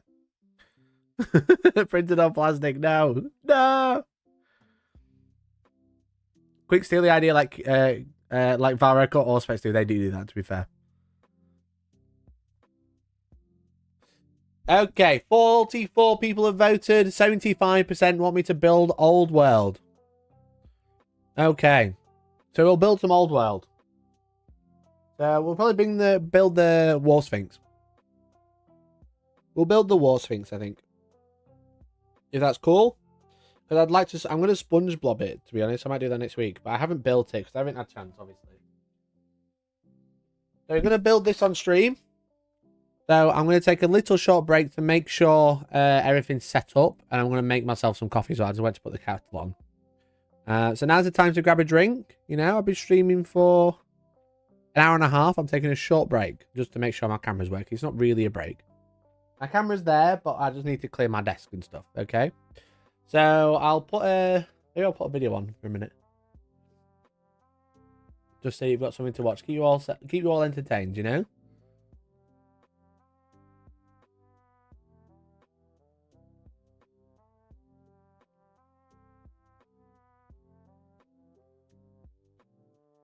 Maybe I'll put this video on about the old world and 3D printing, because that's what we've been talking about today. On Palworld, let's play. Mercenary, not enough people voted for it. 75% want me to build Old World. So we're going to do that. Stick and confusing game. Or you mean put on Palworld now? to while I set up. I'm going to get quickly set up. You can watch this 3D printing video for 14 minutes. How's that? Alright, I'll be a second. You'll be able to hear me. I'm just turning my camera off a minute. Alright? You need this. You should go watch this. Recently, Creality sent me the CR10. I'm still watching. Behind me, and I've been printing things that are going to aid me or aid you in either getting started or getting back into Warhammer Fantasy or Warhammer the Old World. Pretty much every file I'm going to show off in this video is available to my 3D Printing Go Burr members. So if you are a member of the channel, you'll get free access to these STLs. Become a member! If you don't want to buy one, I actually have all of these items available on my web store to buy without a 3D printer. So if you have a 3D printer, the files are free for members, and if you don't have a printer, you can buy my web shop. I don't know what more you want. So let me tell you about the files I've printed today, and let me tell you about this machine as well. So what should you buy to start playing Old World? And it's models. It's funny because you can't buy the models, so that's why I tell you what to buy instead. To get yourself ready for the Old World, you're going to need a few things. Again, this is going to be aimed at people who have never played the Old World before, or people who used to play Warhammer Fantasy Battles and now want to play Old World. And the first thing is since you can't buy the models, maybe you have an army already for a different game, such as Age of Sigmar. And one thing you might want to look at is conversion trays. Now, these were all printed in Creality's Hyper PLA in white. The nice thing about white is it's great for prototyping because you can write on the back whether things are too hot, too cold, or banging. But I should say, all of these prints are available on our web store either in grey or black. So either grey, which is perfect for painting, or black, so you have to paint it off. Now, these are 25mm round movement trays that convert your bases to 25mm square for Warhammer Fantasy. Once you've laid in your models into these trays, it actually gives it the exact same footprint as if you had 5x2 or 10 25mm bases all ranked up together touching base. This makes it the same footprint. When we're looking at movement trays, we have to remember that most of the time we're going to be measuring to the actual model rather than the tray. By measuring to the tray in this instance, it adds that little bit of extra distance that a square base would have. And this allows you to use round models to either try out Warhammer the Old World using Age of Sigmar models, or even just proxies. You don't have to use something that's similar. Or you can just use proxies like these Ossiarch Bone Reapers would actually make great Tomb Guard because they're way more armoured and a lot more interesting than 30-year-old skeletons. You can also use it so you can use Age of Sigmar models in the Old World and then use them back in Age of Sigmar without actually damaging any models or changing it through the game. And again, as I said, if you're interested in any of these, they are available on my web store, or the STLs are available in my Discord, which you can join with the link down below. Now, you might be saying, Mikey, I don't care. I don't have Age of Sigmar models because it's a trash game and they shouldn't have killed Warhammer Fantasy in the first place, and I love Warhammer Fantasy. Well, that's great. You're welcome, Grognars. I'm surprised you're still watching. However, what you might want instead is conversion adapters for square bases. Now, these take 20mm bases and make them 25, very much in the same vein as these round ones. These ones will convert round ones to 25mm square. These will convert 20mm square to 25mm. These are great is if you played the game previously and you want to jump straight into the action, but you don't want to be playing on too small bases, because realistically measurement's going to be quite important in this game because it's all about rank and flank movement. So you're going to want something that's going to put you on the same size as a 25mm rank and flank. It's very easy. Again, you just measure to the tray because this is all going to count as part of your base instead of just the miniatures themselves. And all you do is like, you got like 49 goblins and you don't want to rebase them then. And then there you go. You just drop them in there and off you pop. You can play from tomorrow. Or you can play from whenever you get the rulebook, I guess. So the first one, conversion trays. I think they're super helpful. As I said, while you can't buy product, it's really nice to be able to proxy things. And if you've not played the game or you'd like to try the game out and you have loads of models that are similar, like Soulblight Gravelords or like Lizardmen, like Ossiarch Bone Reapers, for example, you can either proxy these or something else, or you can just run your Age of Sigmar army in the old world and then run it back in Age of Sigmar whenever you like. It's kind of like that freedom of being able to do both is actually really nice, and they're really quick to print and they're really cheap. So, however, you really like the old world, you want to play a legacy army such as Soulblight Gravelords as vampire counts, or you want to base up your old miniatures because you've fed up of using your night lobby movement trays because you want to run proper bases, then you need bases. This is like a really simple one. I'm not going to dwell on this too long because they're just bases. You might need some bases. The new game has taken old miniatures and put them on larger bases, and also people are starting to look at Age of Sigmar models and putting them onto square bases to use in the old. Why are you watching a VOD on a live stream? Because I'm setting up the live stream. I needed a minute. Accounts might be legacy, but they're also the most up-to-date range that you can buy on the shelf today. Who knows when Tomb Kings will be coming? I'm setting up so there's no dead time. Bases, but they are very expensive. So just look for alternatives, whether that's printing your own, buying them from me, or buying them off eBay. But while bases might not sound too exciting, what could be exciting if you are that Night Goblins player with 9 million Night Goblins and you're like, Mikey, I don't want to rebase these, but also I don't want to keep using the conversion trays. Understandable. How about you like make yourself or buy some base adapters, just like some of these that stick together? So you can take your 20mm bases to 25mm just by gluing. I think they're all good. Just by gluing. Anyway, base adapters, movement trays, nice lance movement trays, conversion trays, modular trays. There's the video. You're welcome. Okay, we're ready for hobby time now. I just needed to set up the stream. That's why I put that video on. I didn't want everyone to leave because nothing was happening. Okay. Okay, chat. Shall we do some hobby time? I need to pull the chat up on here.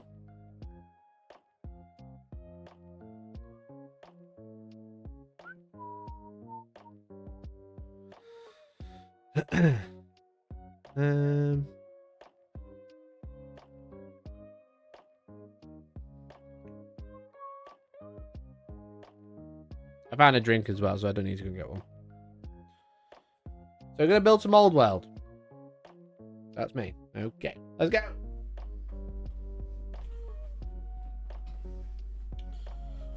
All right, Chatterinos. There we go. Let me know if you can hear me okay. Let me know if you can see okay.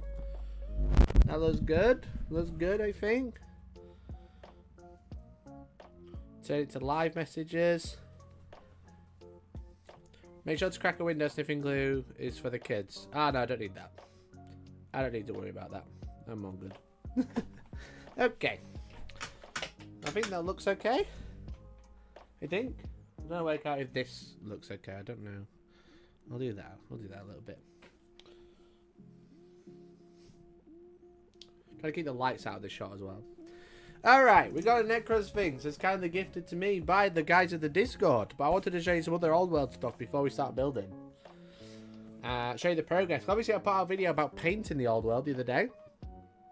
We're actually a lot further along, as you can see. we've got the chariots, which are looking pretty close to being done now. I just need to paint all of the riders. That's the problem.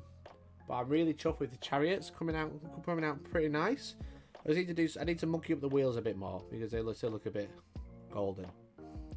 But I'm well chuffed with how they've come out. But I did put them all together before I started painting them, which is a bad idea. So I need to touch up the skeleton's tail because I got red on there. But that's relatively straightforward. So I've currently been painting the chariots, which have come out really nice. The problem I've had is the riders, because there's just like 6 of them to do in addition to the chariots, which is a bit of a pain in the bum. But I've also gone back and painted some other stuff. So like, obviously, like on the stream I showed off that I painted a single unit of skeleton archers and a single unit of skeleton warriors. But thanks to my war mag tray, which has war mag in the bottom and war mag on here, let me zoom out a little bit. So now my trays are magnetized to the magnetized case, so now they all come out together. And where the banners are too big, I've magnetized them to the side of the case. I've gone back and done some like more intensive painting to make it look nice. So I've done the bases way better. I've done a lot more highlighting. I've like made the Tomb King look absolutely badass. I'm so chuffed with it. I've not posted a full picture of all the updates yet. But I'm well chuffed with it. So doing a Mikey solution once it's all painted. I think so. I'm gonna go back and finish the Bretonians. We haven't touched them since. But I'm like well chuffed with like the King, for example, and like all the warriors look really nice now. But yeah, so I've basically stuck magnets to the bottom, as I said on the video last time. And then they're obviously magnetized to the tray because this is a war mag sheet. So then I put them on the tray, they're magnetized to the tray. And then the tray is magnetized to the box. Which is very cool for transportation. Very, very cool. But I'm well chuffed with them, even just like an individual skeleton. And I posted about the dumb cane the other day. Can I get this guy out? That's a brother with rank and flank, he's getting one out in the middle. Like, that's a to me, that's a finished skeleton. But it's like just sponge blob and a couple of like washes and stuff. But like I've got the dumb cane on there. So they're like curled over plants, which is super nice, which is super fun. New drinking game, shout every time you say bases. So I've got like these plants from Gamer's Grass, not sponsored. But they're really cool, so this is what they look like. Oh, it's not dumb cane, what's it called? Dumb cane's the other one. I want agave. Agave. So you like peel them out. I'll show you one. They're really cool actually. So they come like this because they're laser cut plants. And I'll just pop a little one out because I'll probably end up losing it. So you just like the laser cut plants, just like they're basically just paper, right? Or card or whatever. Like plastic. Like plasticky paper. You peel one out and they're flat. But what you do is you kind of like curl it in your thumbs. Excuse my gross thumbs. You like curl it in your thumbs to make it like curl like that. Can you see? To give it a bit of a curl. And you use like tweezers. I'm just going to grab some clippers. I'll try not to cut it while I do this. But you get some like tweezers and like fold it. And then it starts to look like a leaf, as you can see. And then you stick that to the base, which is super fun. So these are the agave. I bought the wrong ones by accident. I was supposed to grab 2 of the same one, but these ones look really good. And I think mix and matching is actually quite cool. So I've got 1 unit of skeletons properly finished, with the Tomb King properly finished, and again magnetized inside the tray so the banners don't break, because this case is ever so slightly small. But my other case was also ever so slightly small. But the Warmag actually sorted me out with an expanded lid. If you can see that, you should be able to see that. There's like this is like a larger lid on the 9-litre box. Because there's one model in here that doesn't fit anymore. It did before I put the Howder on, and now it doesn't. So we got, you'll see these, let me push him, let me get this one out. They're quite hard to get out. I didn't want to show this one first, but I'm going to have to get it out of the box first, I think.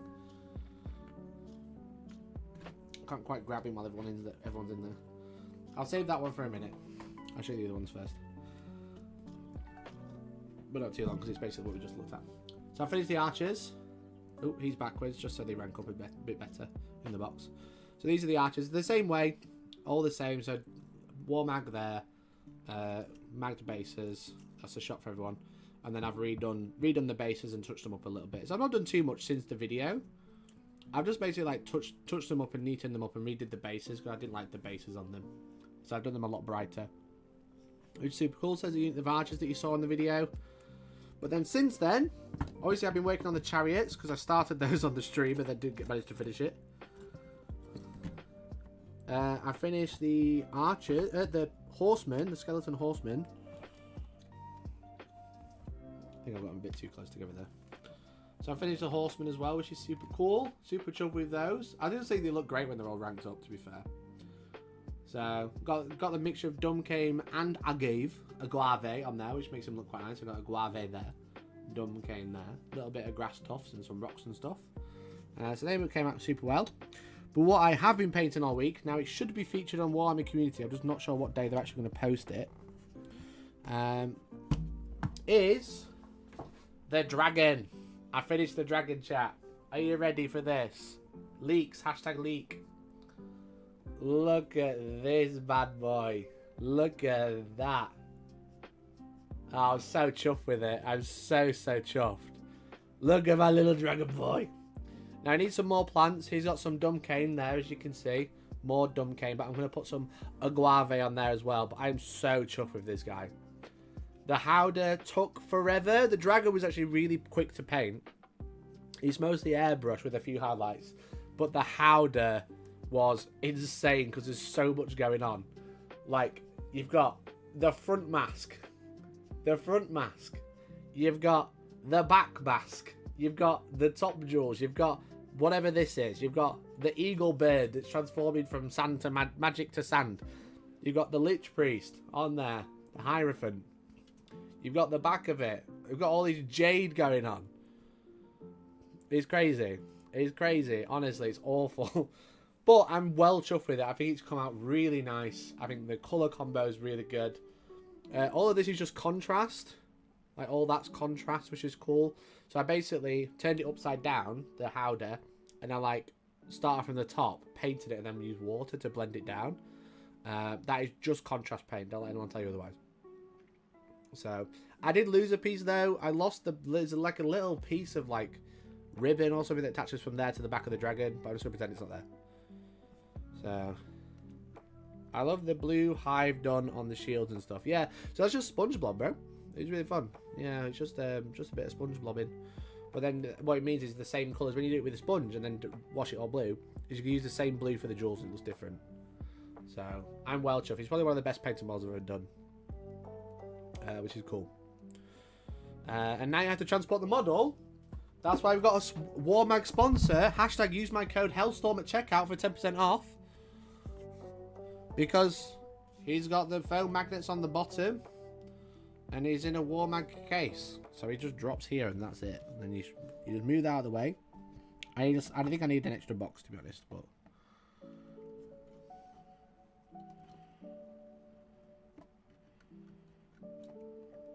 he drops there. That's it. And then again, I've got the deeper lid because he doesn't actually fit. As you can see, he sticks out. So I've got the extra deep lid. Done.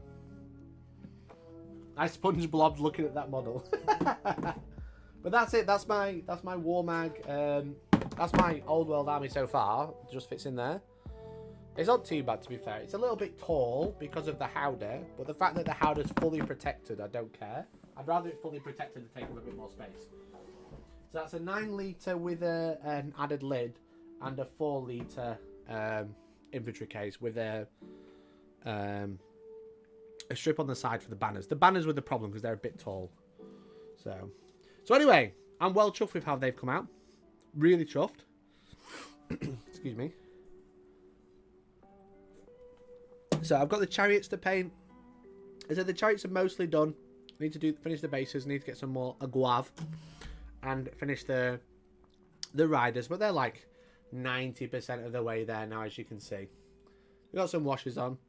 What I tend to be doing is doing the bone, then doing all the details, then going back and making the bone a bit more defined by adding more wash and stuff, using skeleton juice. If you remember, we made that on stream on the video. I think I'll put it away. My secret weapon, the skeleton juice, has been very good. So yeah, so that's where we're at. So the box is nearly finished. Need to finish the chariots. Need to do 20 warriors and 16 archers, then that's the box done.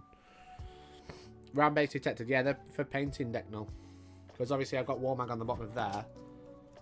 So I can use my magnetic painting handle. And it's so I can chip them off and then paint them separately. Because otherwise, how do you attach that to a painting handle? Do you pin the feet? Like, no way. So yeah, I put anything that was painted. Even like the howdah was on a round base. You know, I've glued the howdah to a round base. I think it's glued to... Oh, the Lich Priest was glued to this one. As you can see, his feet were there. But then they're magnetized on the bottom, so I could transport it between there and Sanctuary. So...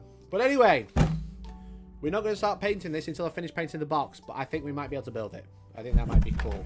Let's have a look at the Classic. One of my favourite models. I don't mind opening both sides, I'm just excited.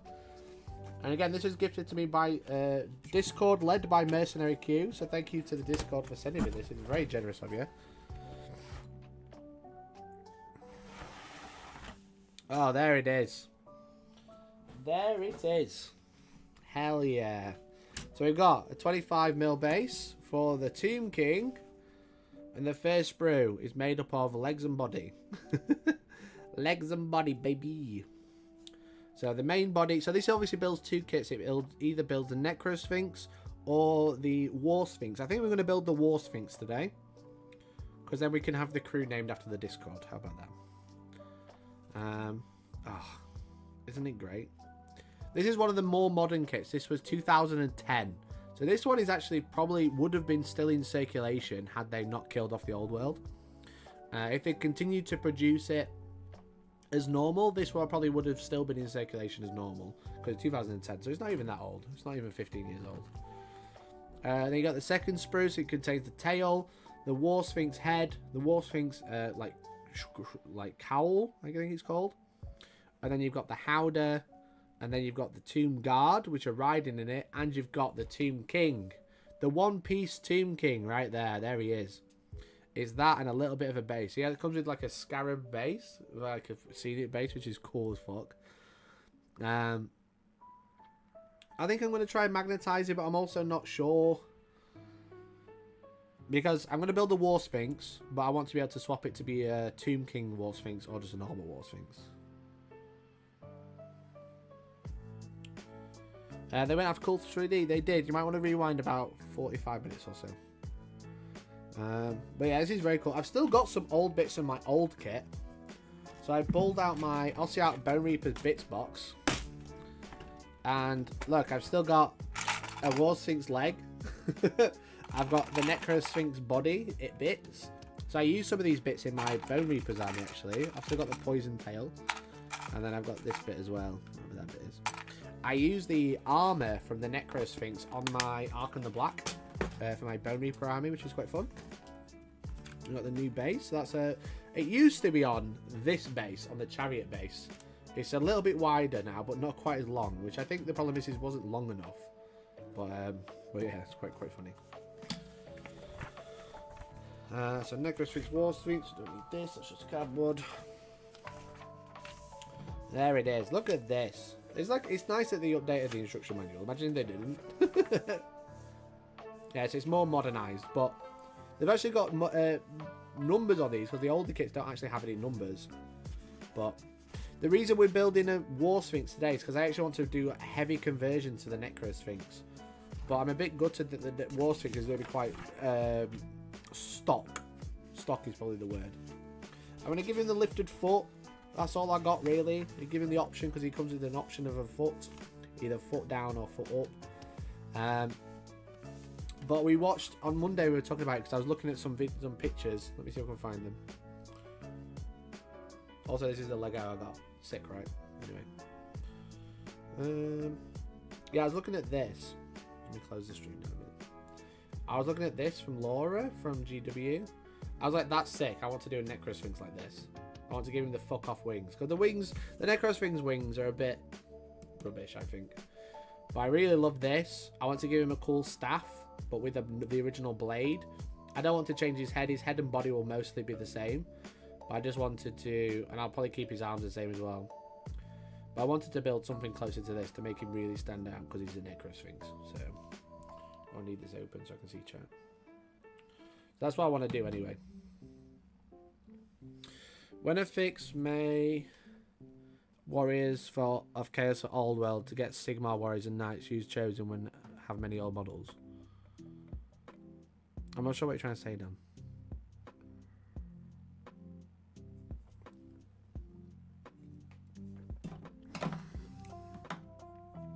What's the difference between the Sphinx and the other guy?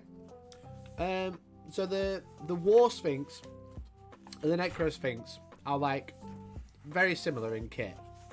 Obviously, you've got the body is the same, but the War Sphinx is kind of like a howdah carrying monster. It's like a ridden monster, so it's kind of like more like a beast, whereas the Necro Sphinx is a sentient, like colossal statue. They're both statues, I guess. The War Sphinx is more like a ridden beast. It has a crew or it has a Tomb King in there, as you can see. So you can either build it with just crew or just crew and the Tomb King. But the Necro Sphinx is like a... I don't know how to describe it. Like the War Sphinx is more like a beast thing that you ride, and the Necro Sphinx is like a sentient killing machine that targets like a singular thing. On the tabletop, like a War Sphinx is more like a command howdah. You know, it's where the king goes and he rides in there. Whereas a Necro Sphinx is more like a pincer move. You know, it's like a torpedo, like a distraction kind of effects. So obviously you've got like the big dragon that can also take a Tomb King now, which is arguably just as good or better than a War Sphinx. But the War Sphinx is cool. And I want one of each. I've got one of each kit. So anyway, let's do some building. I think I'm not going to give him the poison sting because I think it looks weird on the War Sphinx. Let's do some building, baby. Anyway, this is what you vote for. So let me know what you're up to today. What's going on? What's crack-a-lacking? We need his body for sure.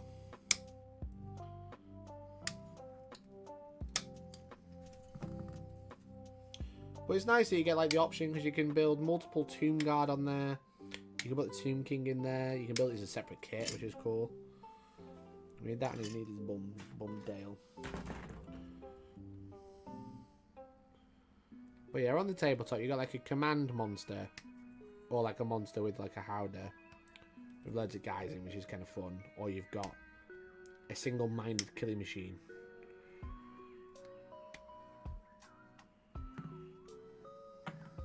The means to use classic Chaos Warrior and Knight models as regular units for entry of Old World, and AOS versions of the models are chosen. That makes sense. Okay. Sorry, I didn't understand that. I read it quite quickly as well, to be fair.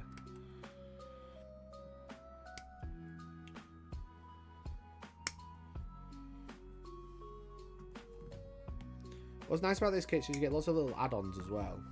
You know, you get little scarabs to put on. You get some little scorpions to put on the base and stuff. Again, you got like this scenic base for the Tomb King when he's not riding the howdah, which is fun. However, it's Old World. Look at these mold lines, bro. Look at these damn mold lines. It's crazy.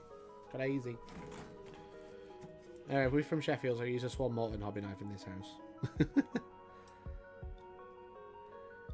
But yeah, I'll be honest. I'm so hyped that Old World's super popular. I'm still nervous about the longevity, but I'll tell you something. It's been nice for a different GW game to come out and people actually are interested. The one thing I've like really struggled with GW games is like I'm super hyped for like a lot of them, but then people don't really care a lot of the time. It's like Cursed City was super popular, and then it didn't sell. Stopped being sold because it sold out and then disappeared for months. So then people like went off it, like no one cared. It was hard to promote a game that people couldn't buy. And like Old World is like you can't buy it, but it's like definitely coming in stock. And you see like the open day looked crazy, and it was just like, what are you doing there? Like, what's going on? There wasn't a lot to do by the sounds of it. But everyone was just hyped to be there. But then you look at like games like Warcry and stuff, and people just aren't interested, which is crazy. Even like Kill Team, people aren't super bothered. They just see it as like a waste of time. But it seems like Old World's like proper taken off, like to surprise of everyone. I think a lot of people knew it was going to be quite big, but it's surprising just how popular it seems to have been. Like people are like raking views in, just reading books and stuff like we spoke about on Monday. And I'm hype. I'm like, I've finally got the skills to make the army I always wanted, you know? I always wanted an army that looked like it had come from White Dwarf, and I feel like we're doing a good job so far from what we've seen. For what I've done. I'm so hyped with it. But yeah, it just seems like the popularity has kind of come out of nowhere.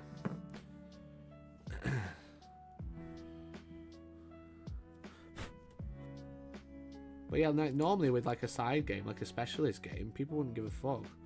I even struggle with like Transition to Age of Sigmar, and that's like super popular. You know? Like when season 4 or 4th edition comes out, I'm probably gonna do a big launch for Age of Sigmar, but it's very difficult because like you play 40k because it's cool and like make content because I like it. But then you like get really heavily pigeonholed, which is like really difficult to climb out of. Because ultimately, I don't think I'm a Warhammer YouTuber. I'm a YouTuber that does Warhammer, and that's like a very big distinction. I always say when people say like, "What do you do?" I'm a YouTuber, but I focus on Warhammer. But I focus on Warhammer because one, I like it, and two, it's popular. It can be popular, like, you know. And like we spoke about Monday, like a lot of content for like Warhammer is like low-hanging fruit.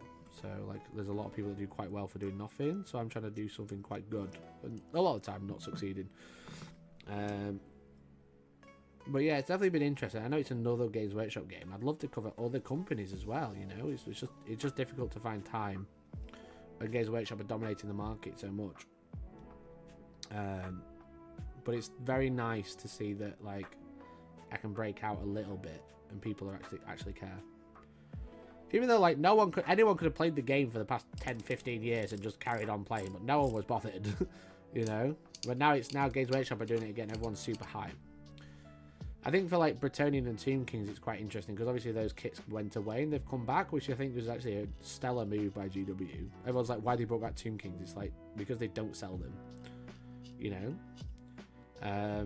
A lot of other factions have been selling for the entire time, like High Elves, for example. They've been coming out, they've been available forever, you know. It's like Cities of Sigmar, but yeah, it's definitely interesting. Day 2 of 3D printing Bretonnians. Just tried some Men-at-Arms. They've been fed well. They're meaty lads. Yeah, they are quite chunky, and the original ones are quite chunky, but yeah, it'd be interesting to see the printed ones. I'm deliberately investing in Tomb Kings because I like Death Armies and it's completely separate from AOS. I'm keeping my Skaven on Circles because I don't trust the longevity of PDFs. Yeah, that's true. That's fair. Kill Team is essentially a 40k model game. Kits sell out for 40k armies, not other things. Yeah, exactly, which is quite weird, I think. Like, Kill Team just isn't that popular. Everyone knows about it. Everyone loves the models, but they just buy them to play 40k. You know? The missus out with the mates on Saturday. Can't wait to sit down and read the old world rules. You're going to need more than a day, bud. AOS does nothing to me. Fantasy feels much more grounded. Interesting. I think AOS smashes it in the model department. I think the older models that have launched are very, very AOS pilled, you know? Like that dragon, that bone dragon, that'd fit right in within AOS, you know what I mean? You put it on a round base, you're sorted. But yeah, like, it's just interesting, definitely interesting. Because like if I'd start playing like fucking, I don't know, like Kings of War or something, no one would care. I'll get like 5 views, you know, and that's a similar game. So I think, like, yeah, it's nostalgia, but I don't know about the longevity. I'm just worried about the longevity, I think. Like, ultimately, I've got the rulebooks. I can play this game forever. You know what I mean? It will get stale eventually.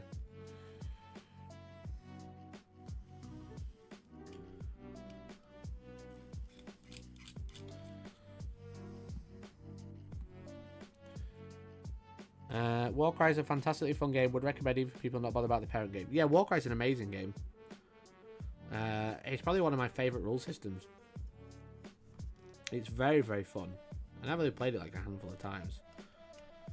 But the way that the mechanics of that game work is really super fun. But yeah, I tried making content of it and it wasn't very popular. And ultimately I have to stick with what's popular for what I cover.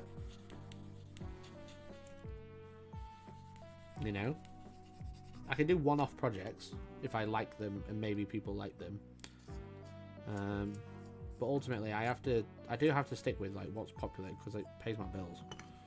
You know, and a lot of like content for like doing like battle reports for other games and stuff is just time intensive. It's probably quicker to make like a Warcry video than it is to make a 40k battle report video or whatever. It's just time. Time and money is like such a big thing. And like if I make content and it doesn't convert like members or new viewers or new subscribers, it's like it's hard to justify doing it. Are you gonna roll with Old World events? More than likely, yeah. I'm trying to get All Stars sorted out, and then I'll focus on thinking about Old World. I'm hopefully going to have an update about All Stars pretty soon. I know it's been like fucking ages. I've had such a nightmare with the venue, just trying to secure a date.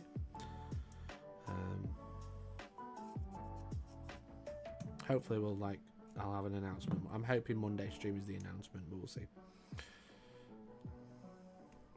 Curious how GW will make AOS and the Old World work now they have two fantasy systems. I think because they're going to be like spending a lot of the launch of like the next few months of fantasy just getting the old armies out. So they've basically got the fucking releases covered for a while. The issue is going to be like after that, like what did they've like heavily implied that they're going to go towards Cathay and Kislev as a release, so make the old the Total War Warhammer factions that are popular there as miniatures, because that makes sense, and then drop and then I don't know what they'll do after that. Maybe they'll make other new factions or they'll go another direction. I've got no idea. But for the foreseeable, you'll see old factions returning, like the Orc box that we saw the other day.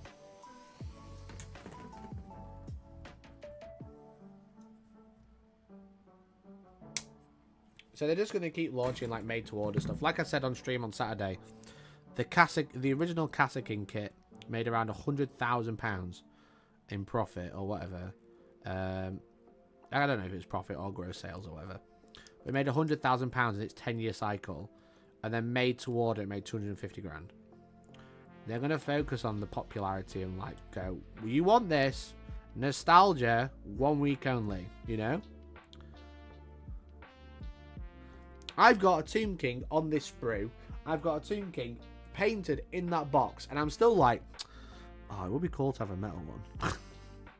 Have one of those metal ones. It's going on sale this weekend. You know? We all fall for it. I'm not getting a Lich Priest on a horse, so I don't care about that.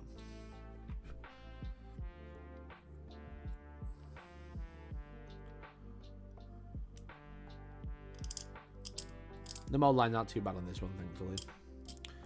This is a 10-year-old kit, you can tell. But it's definitely not a 20-year-old kit like the other one. What victims has it claimed I just joined? Sister Lilia, we were talking about Cults 3D about probably like an hour ago. So it's got rewind an hour.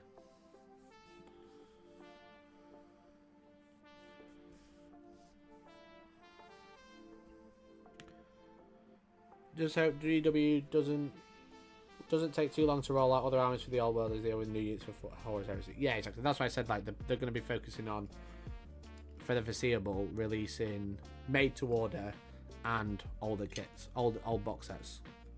Because people might want to play Orcs, but they can't buy models. They might want to play Chaos, but they can't buy models. They pissed around releasing vehicles for a year when people were waiting for Mark III and Assault Arms. Yeah, that's true.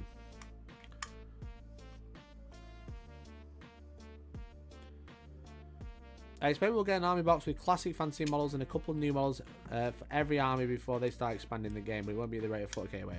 No, it'd be like, I reckon they'll spend the next year re-releasing armies. You know, they've got to release armies fast enough that people actually care about the game when it comes out. Because if they leave it too long, people won't be interested and the hype will die. They need to capitalize on the hype, which they've done quite well so far. But yeah, they need to.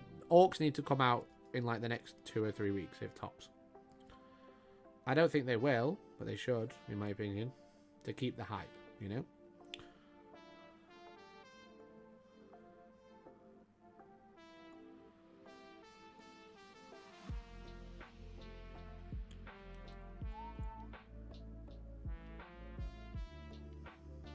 It's all around the front.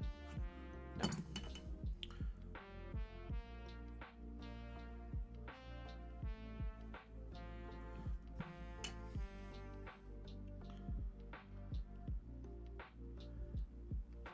That was all off camera. Sorry, I was leaning over.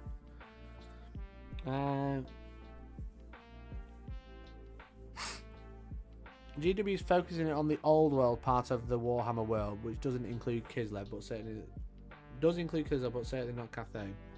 They're rewriting the game, mate. I won't worry about the ins and outs. They can just put them anywhere. They've built a whole map. They just put them at the top where the nothing is, or the bottom where nothing is. I like the idea of the old world, but I don't know if I want to learn a super complex game with ancient models. My wife would probably leave me. It's one of those. It's very daunting, but like a lot of it just kind of makes sense when you start playing. But it's a very daunting game, that's for sure.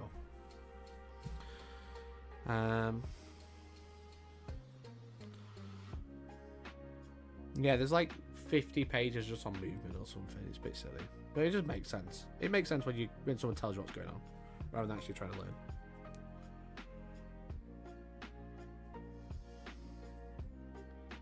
That Brett Lord on Pegasus looks so bad. Love the Paladins. Got a couple of them already, but the Peg Lord.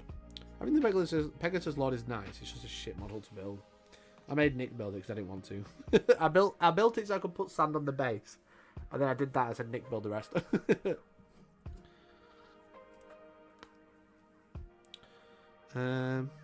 Just leaves more time to hobby. Oh wow! If his wife leaves him, I don't think that's a good idea.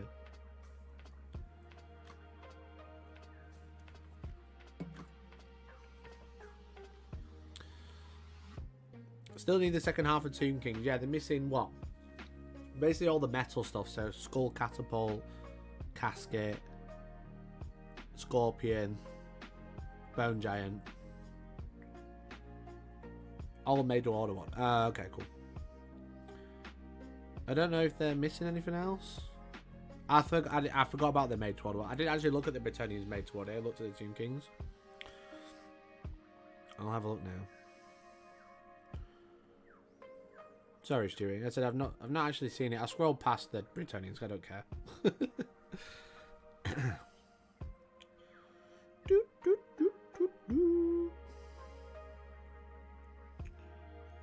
I ain't actually had a chance to look at the Legacy PDFs either.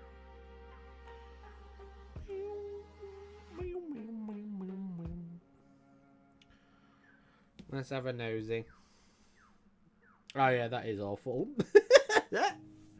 Oh dear.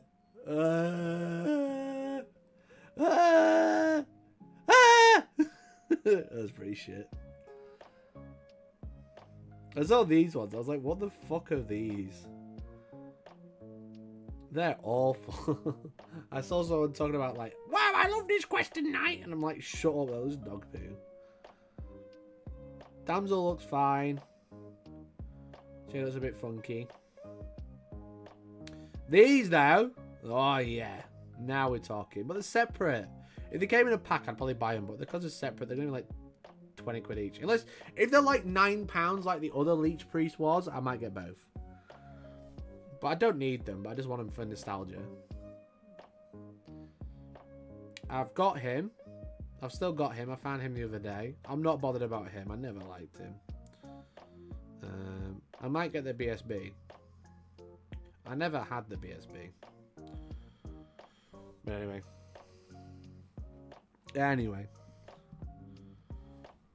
Imagine the new one, the old one on the table together. Yeah, it's pretty funny.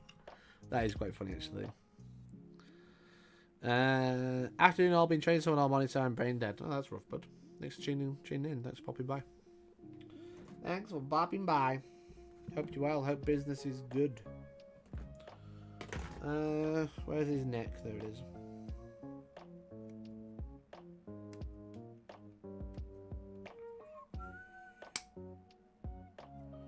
Singing with the ears, the Neko Lord. Neko Lord. That's funny. That's very funny. They're not even new paint jobs, them. They're the old ones. You can tell. I think with a new paint job, they look quite nice, but they do look a bit funny. Neko Lord, baby. Neko Lich Priest. Neko Mancer. That's funny.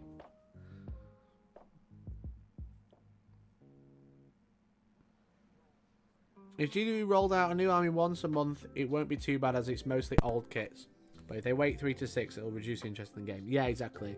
They need to, like, release it fast enough that people don't lose interest, but slow enough that people buy 2.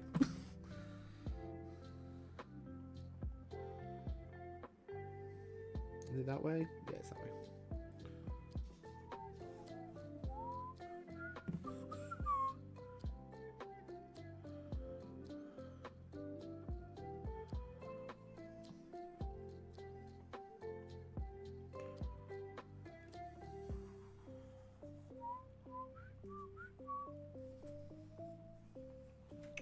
And 15. I'm going to work out if I'm going to leave any of this off to paint separately.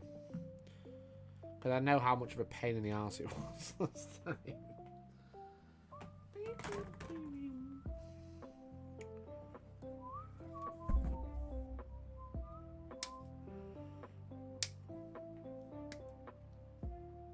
I'm very chuffed there, so I do appreciate everyone who put together to get this one of these. It's crazy.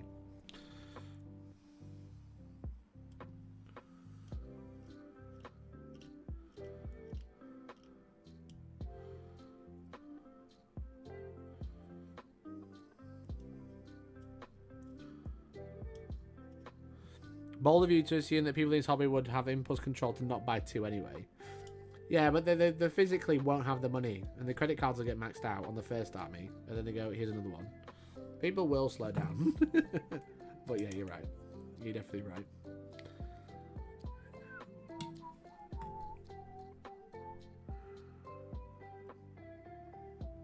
Although it just here's a big flat panel. Glue that, lad.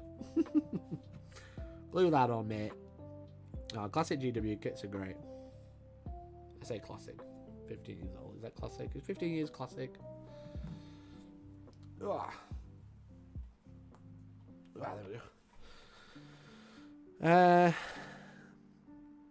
Whatever they do, just don't fuck up the release schedule like they did with Heresy 2. Yeah, Heresy 2, the release schedule like really killed the hype for that game, I think. I think people who play it still play it and always played it, and then new people are going to struggle to get into it.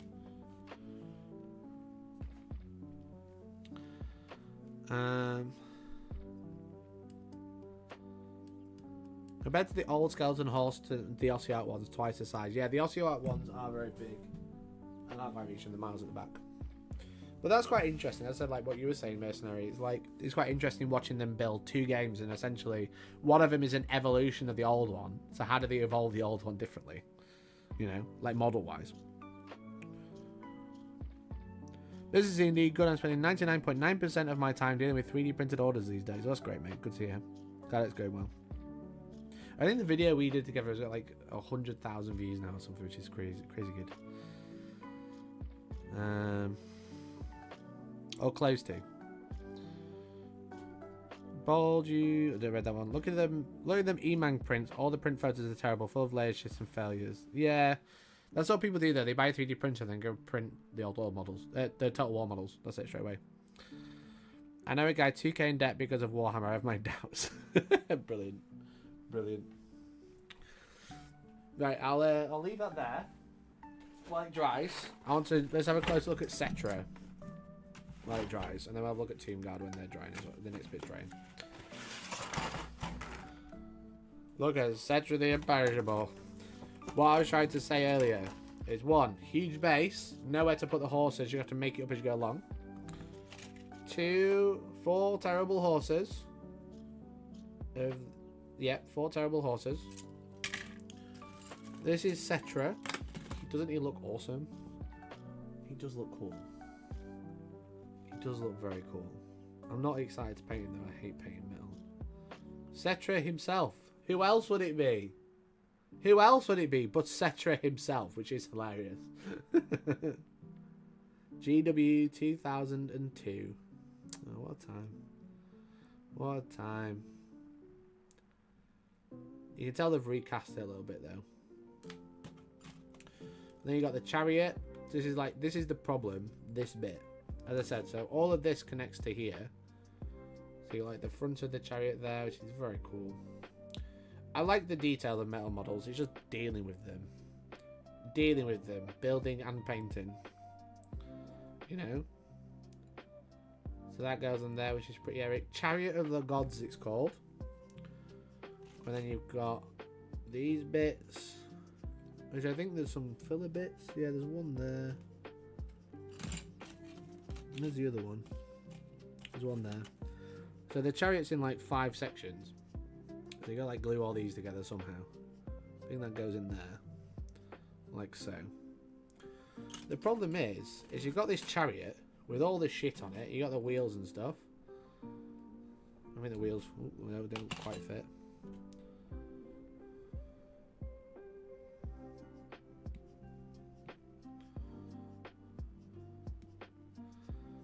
Old world feels like such a con with all the old stock getting shifted. This isn't old stock. They started making them in Finecast. They've gone back to metal.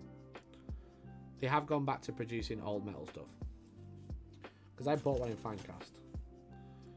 Team Kings were the first army to start getting Finecast, and they've gone back and made all Finecast kits metal. So you got like the chariot and stuff, chilling, having a great time.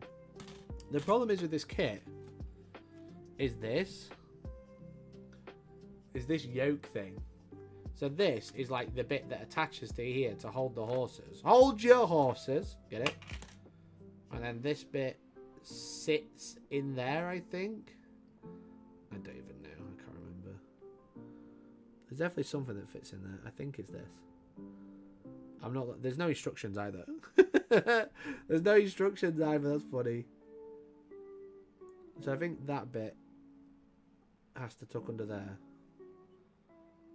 There's definitely a bit that sits in there, but I think you just shove it in. Or you do that, that makes sense. That bit sits in there like that, and that holds the horse, as you can see. I realise I'm not zoomed out enough. So that goes in there, and that holds your 4 horses. The problem is one, that's a shit joint, but 2, look at this joint. Like, you're supposed to glue that on there, but there's nothing, there's no bit to attach it to. There's no slot. There's, like, it doesn't quite reach. So, I don't know how. I think you need to pin it, but you can't pin it because it's half a circle into another half circle, which is awful. But you need to pin that somehow because that holds the weight of the front. You know? Like, that holds the weight of the front. That's important.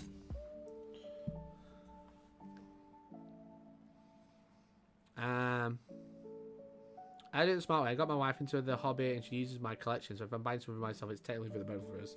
Genius. Genius. You've also got Cetra's cape, which just... It just goes there. Just put it there. you know his cape? It just goes there. No, don't worry about it. Just put it on. It's so funny. Why does it go that way? I don't remember. It's so funny. They're just like, yeah, put that there. But they're just like, metal models are fine, but the way they used to put them together was dumb. Like, there's no joints, you know? There's a terrible flash there, so I'll never get that army without a bit of drilling. Oh, that's the wrong arm. Just put it on there, it'll be fine. That's the problem. It's like you're supposed to pin it, but then they don't give you anywhere to pin with. I'm supposed to pin everything to this flat piece of metal. It's just not going to work. So, and the mold slip on there is awful, to be fair. Look at that. That's awful. I can get my nail on it, look. Can you see it? It looks like you can see it. That is really something. That one's fine. That one's awful. I'm surprised it's not just the same wheel. That's a horrible slip. I tried filing that. I might complain about that. That was awful, look. It was like a millimetre, if not, of a slip. If you file that, the wheels would be different sizes. Crazy.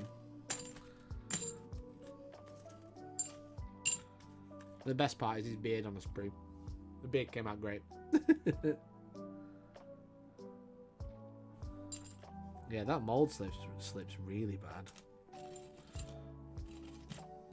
Yeah, it might have to be like, excuse me, this wheel's awful. Completely normal, not for 35 quid it ain't. They're getting a bit of a funny email from me. Excuse me, Mandem. What's the fuck's this? I know working metal, is it hard to cut?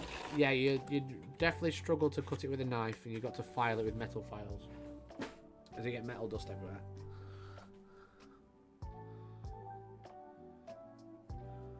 You must be new here. Just because you're used to it doesn't mean it's right.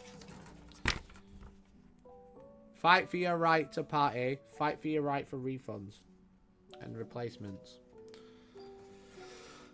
Alright, we got the legs to do, baby. We definitely have the stomping leg.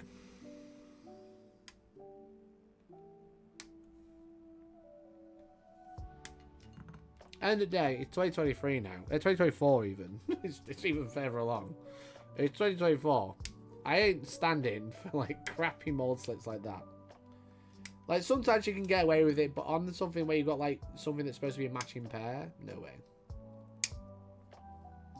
Still use lead? No.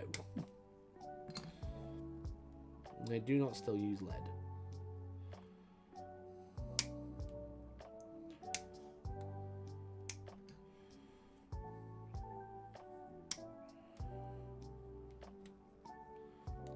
No worries, get face. Have fun, bud.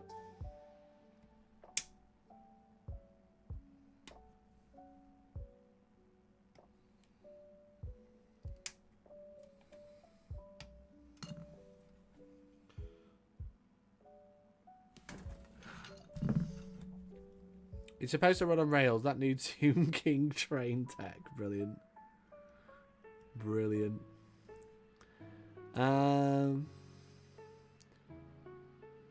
I never worked in metal. Cetra doesn't kneel because his joints are cast in metal. Also true. Yeah, I got a made to order Finecast one in the pandemic.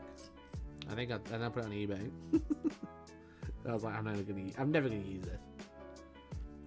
I bought it from like my Bone Reapers army, and then I was like, the scale's way off. This is just stupid.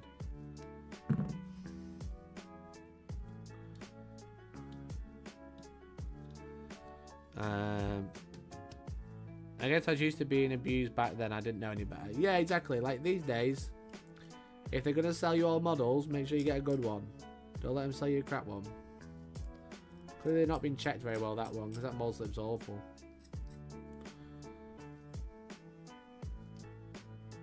They'll send me out a new wheel, it'll be fine. There's no harm in asking. Excuse me, this wheel's awful. If I file it down, the wheels will be different sizes and my chariot will be lopsided. Can I please have a new wheel? You're gonna get a lot of that though. I think I saved this picture. Don't let them tell you. I don't think I did.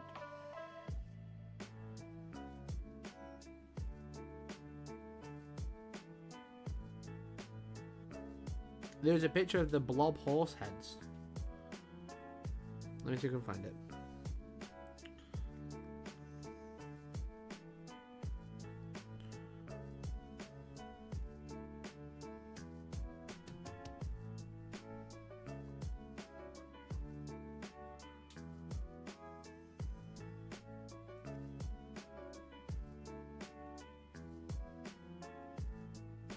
Maybe I didn't. There's like a big miscast of the horse heads. They just came out as blobs, which is quite funny. The penis head horses. Yeah, if anyone's got a link, feel free to send it on Discord or something, or Twitter or whatever. Yeah, pretty bad. Pretty funny. Just missed it for the morning news. What have I just missed?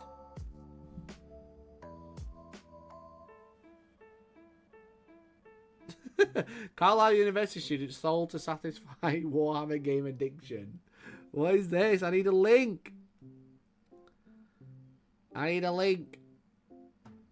Let's see if we can find it. Carlisle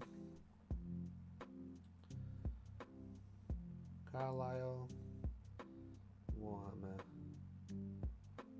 game addiction.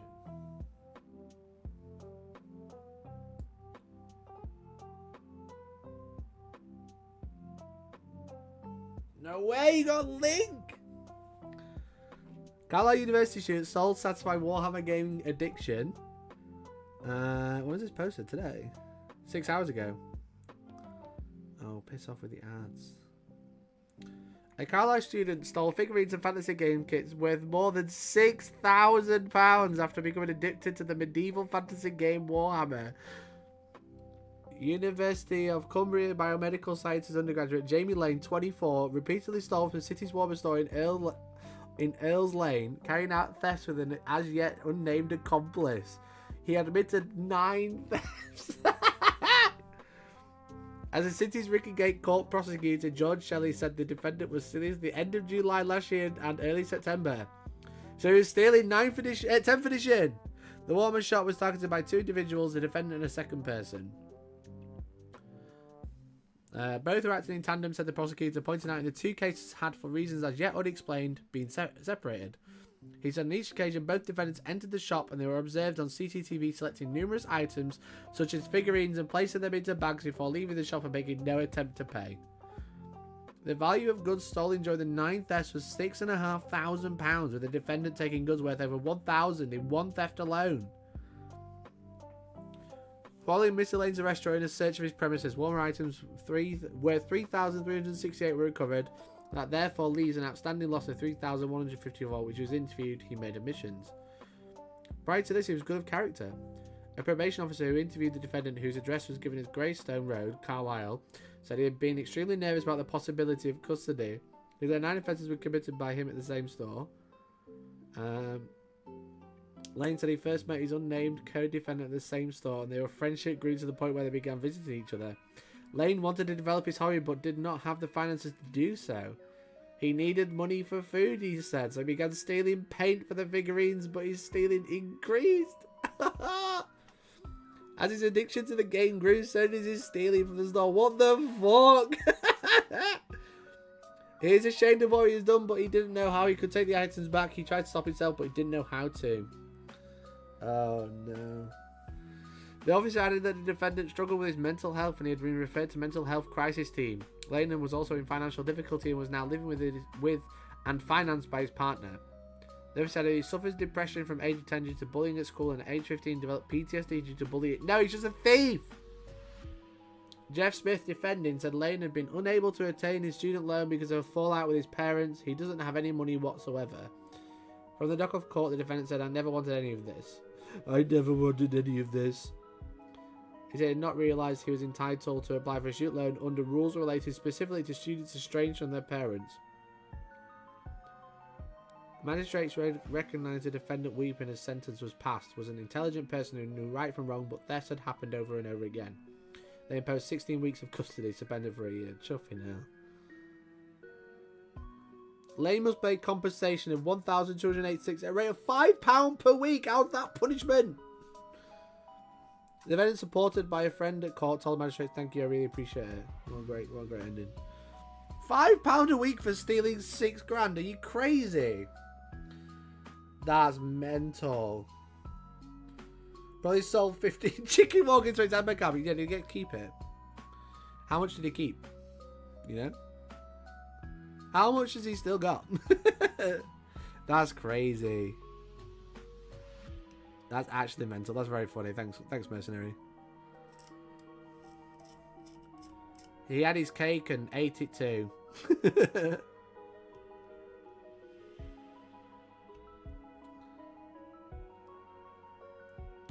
Kept the outstanding amount. Maybe. That's crazy. I might make a video about that.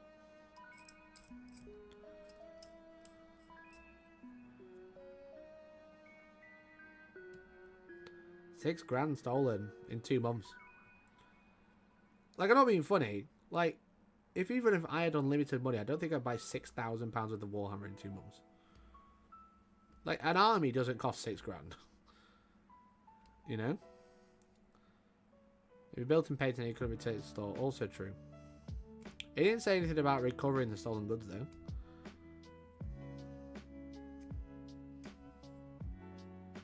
Like, how much have you got, though, if you've stolen 6,000? They recovered $3,000 of it, right?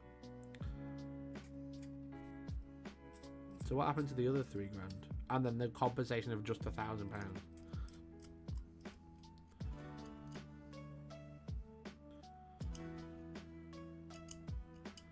Pay back at £5 a week. How long is that going to take? Let's say it's 1,100. Keep it math simple.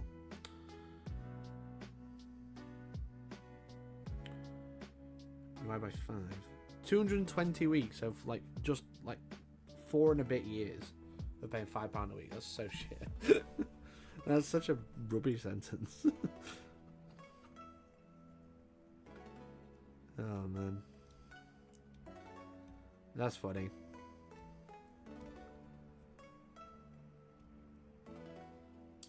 Well, you got no money for food, but you just got the latest Warlord Titan.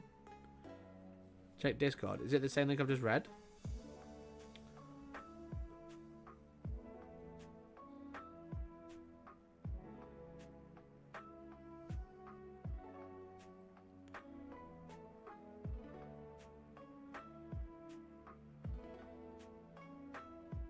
Where have you put the link? General? New releases? Memes?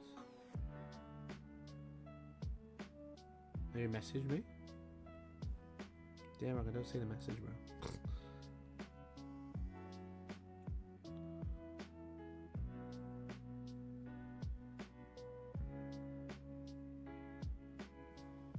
You guys playing Epic in 30 mil scale? It must be. You don't need 6,000. Where are you putting £6 grand worth of Warhammer? I know Warhammer's expensive, but that's still a lot of shell space.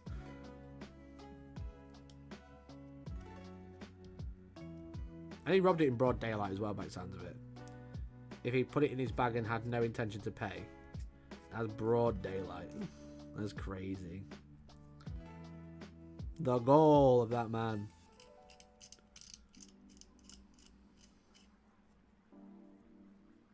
Pretty sure the expert with 10k worth of Warhammer your route. I don't think there's 10k worth in here. I don't think there's 10k worth. There's a lot. I don't think there's that much.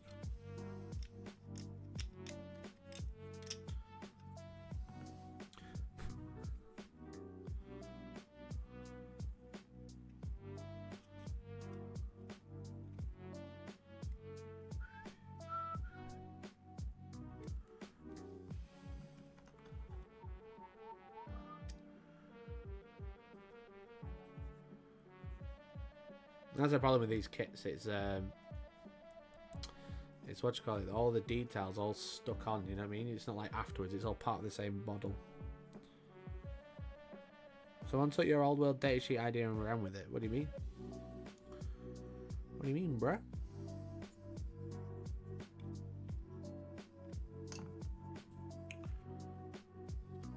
I saw someone made like a wood elf datasheet, but that's about it.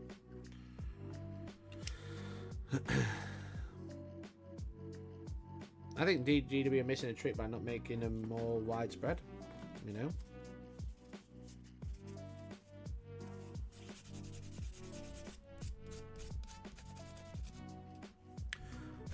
Ooh.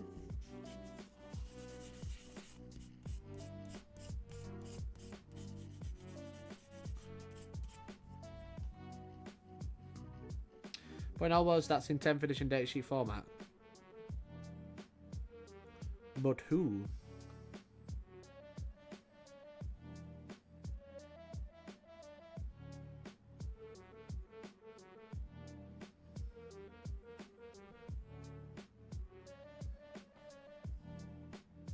What is this sanding tool? This is a nail file. Put a link in members. I don't see the message, bud. Is it gone to spam or something? I don't see the message. Do you definitely DM me? Put it in premium general instead.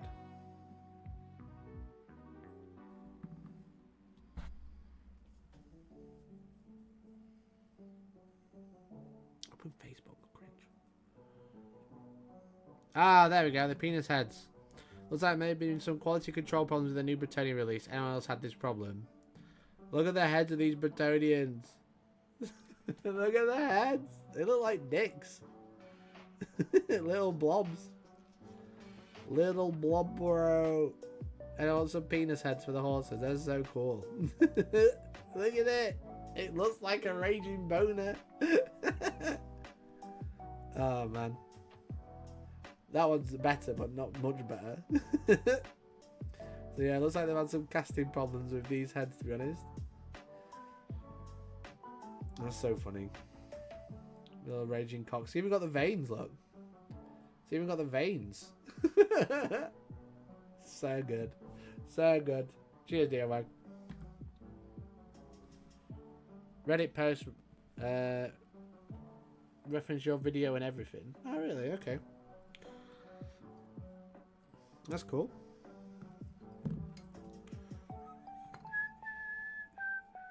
As long as they're giving reference, I don't mind. That's cool. I said I wasn't going to be putting all the rules out for free because I didn't want to. I think Games Workshop getting pissed off at me.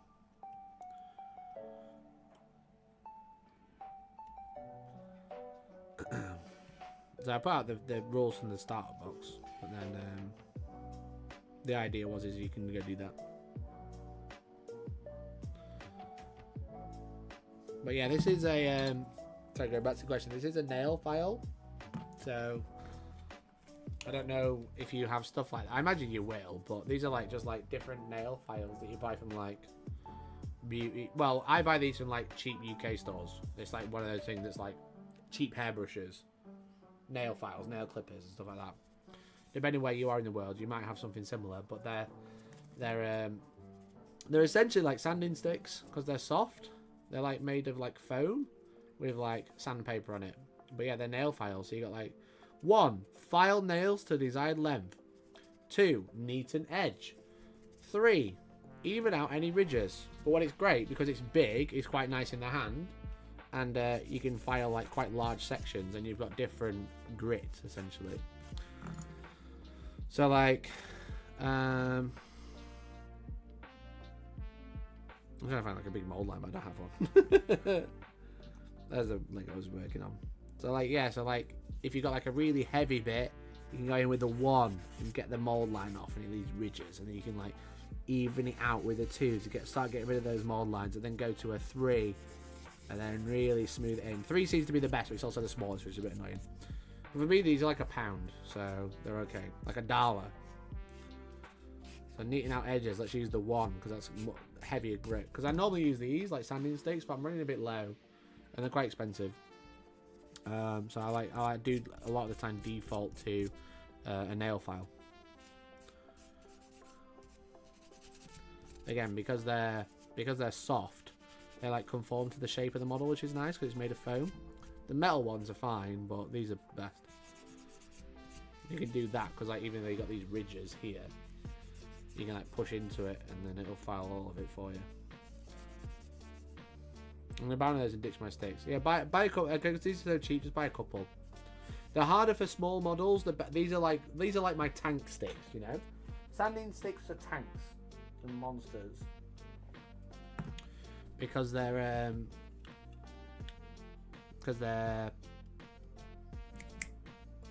chunky. You can't get on the models. I won't be able to file this guy with a sanding stick with this. Maybe some bits, but yeah, this is like my default for monsters and stuff.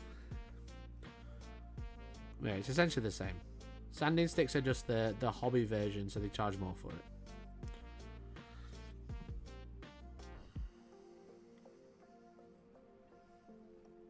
I'm gonna do a lot of gap filling on this, I think.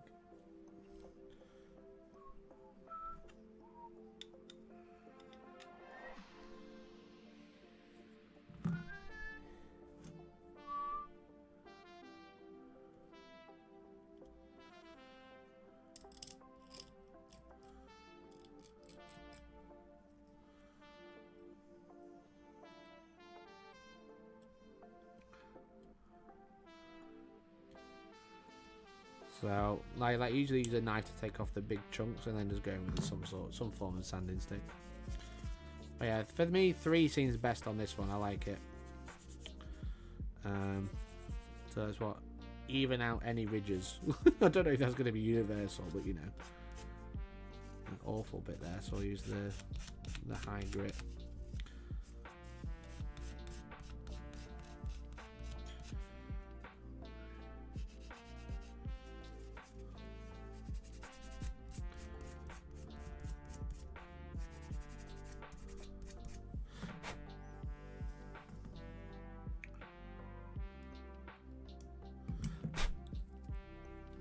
And a package of smaller, thinner foam sanding sticks myself that came in all variations of great use. Yeah, this is what I have, but I'm running out.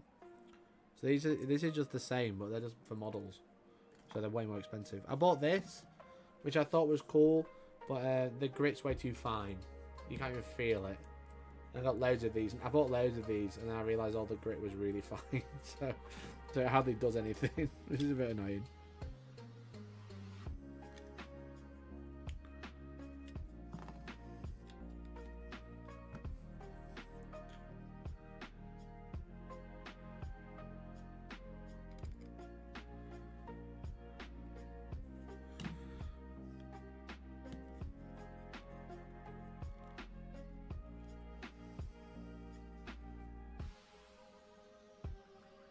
Cool. You got all the legs on.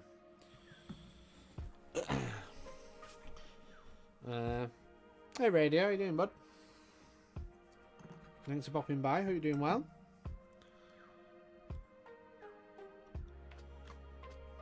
It is a nice model to build this. I'm just enjoying it. I'm not rushing. I don't know if you've noticed. I don't think I'll build it all today though. I'm probably ready for some food soon. And some Palworld.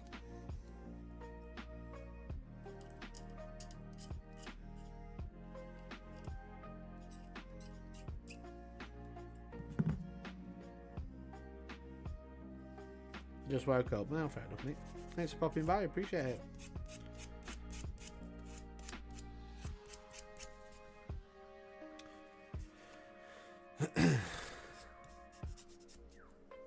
Yeah, what a wild day for news. What a wild day of news we've had. That guy getting robbed in the crazy fucking store. E-Man getting taken down. Palworld copyright issues. Riot making everyone laid off. I'm really enjoying the Wednesday show though, I won't lie, chat. I'm enjoying the variedness of it. It's quite nice. Obviously, like Monday streams are like all 40k drama, old world drama. But I like the Wednesday streams because it's kind of like just general news about stuff that's happening, which is cool, which is quite fun. And a lot of people have started to watch it back, which is nice. And becoming just a news source, which is cool. I like that. Right, I've glued them all on and not thought about the arm plates that need sticking on. Like a dickhead. Do I airbrush those? Would that be silly?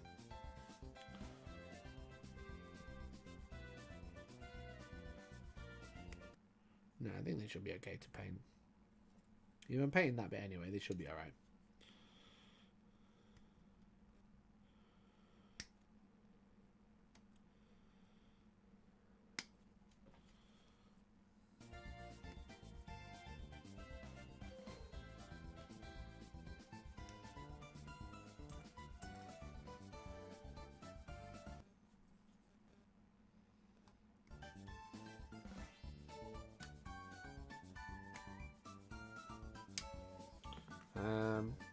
I love the Wednesday show. Mondays I'm in and out because of the kids, but on Wednesday I can focus on the stream. Yeah, exactly. Mondays is like a busy time. It's a little bit later, but obviously we got kids and stuff knocking about, then they're going to make it a bit awkward. Well, yeah, Wednesday becomes chill as well. I think people are liking the newsroom format. I just need to work on the balance of things. I need to like just work on it a little bit more and set it up properly. It is a quick 5-minute job and it seems to work. People seem to like it. So Wednesday gets most rewatching. No, Wednesdays is like, it's not getting the most rewatch. I think just in general people are starting to watch it back a lot more. I think it's because I'm a little bit more inventive with the thumbnails as well, rather than just putting something I'm painting on the thumbnail. No one will click on that because it's not interesting. Is that one? No, that's not right. I think that's for the other foot. I cleaned up the wrong one first. That one. Wednesdays are good days. Wednesdays are proper streams. Why is there a proper stream? I think I'll stream for a bit longer.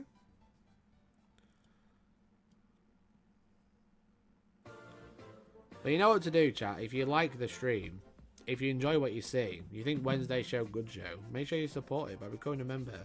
for as little as £1.99 a month. Because I don't think I've had a member for at least an hour. And that's cringe. And it means that the Wednesday show will just die. I don't make the rules. My boss does. Okay. If you want to support the channel, become a member for as little as £1.99 a month. It'll support what you like, and it won't go anywhere. If you don't support it, it will go.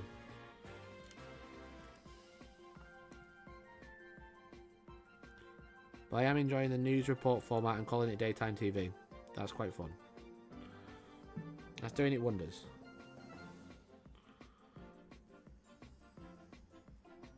Yeah, it needs a long gap filling. They both have scouts, so while I'm driving back and forth, I have stream on in the background. Brilliant. The emotional blackmail. It's not blackmail. It's just facts. You love the Wednesday show? Huh? How much? I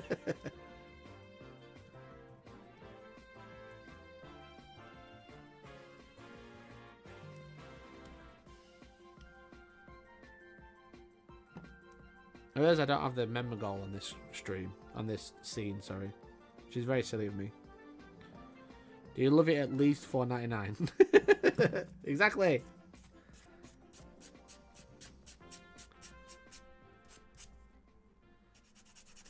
Do you love it at all? How will I even know? How will I know that you love it without one gifted membership? From every single one of you.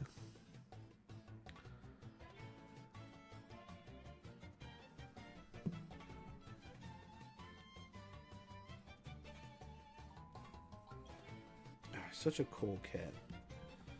It's so badass.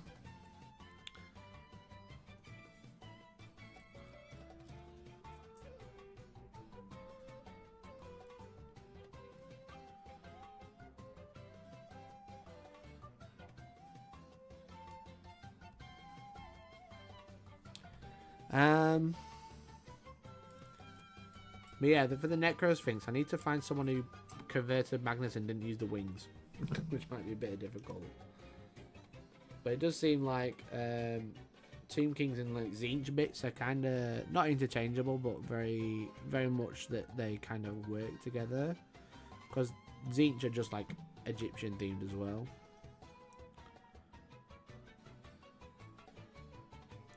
So like Tzeentch bits you can get away for like conversion bits for Egyptian stuff. Or like Eye of Horus and stuff like that, you know. Horus is in the Egyptian one, not the 40k one. But like it's all like crossover, which is quite nice. So like you can like use Tomb King bits and Tzeentch bits interchangeably. Especially because Tzeentch isn't like a proper faction either, so you're going to see it probably a little bit less, I imagine, because of the legacy faction thing. So you can get away with it even more. So using Tomb King's bits with Tzeentch bits is probably going to be quite alright. So, like being able to use like Tzeentch bits for conversions is going to be quite cool, I think. So again, like using Magnus's wings and his spear, maybe. And a spear shaft. I think that's going to be quite good. I think I'm going to quite enjoy that.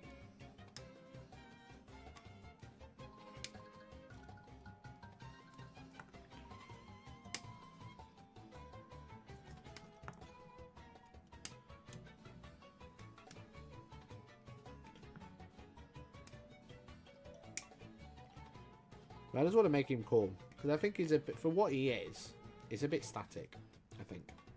And again, the pose is exactly the same as the Wars thing, so they look very similar. So I want to make him look quite unique. I don't know why I cut these out without checking the numbers, but that's that one.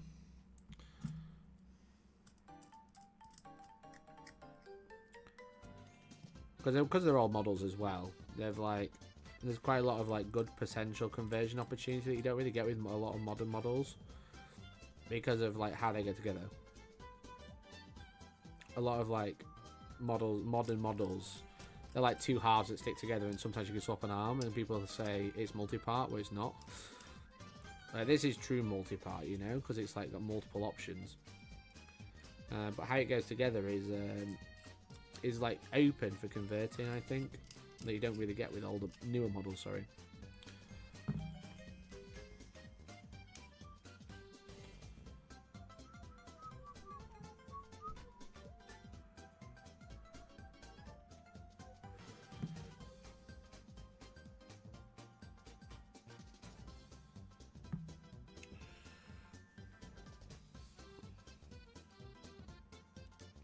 That was a good guess.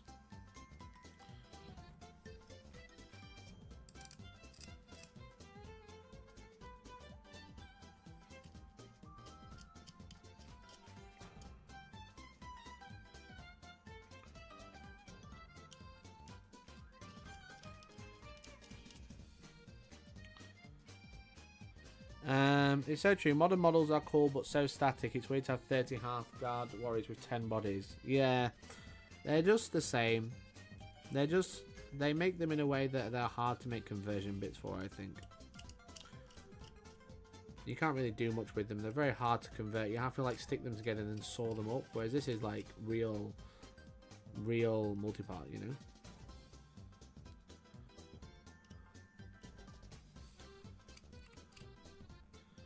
Yeah, it's very strange, but I do think it's like a legal thing. Is Arkan the Black around in the old world one of my favourite models from Fantasy? I'm afraid not. No, he's not about. Nagash isn't even about, even though he's like one of the main things.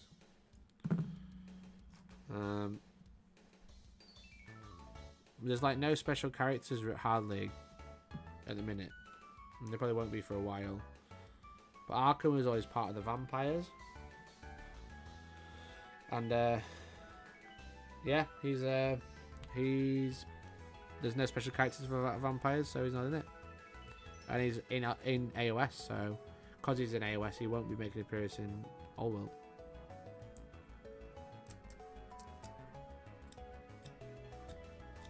It's a bit of a shame, but there you go. I always wanted Arkan's old chariot. That was part of Tomb Kings, I think, but then it moved to vampires. But it was just vampires. Arkan's chariot. Oh man, what a time. I need to find his other foot. Is it that one? It is that one. Definitely not this one. No.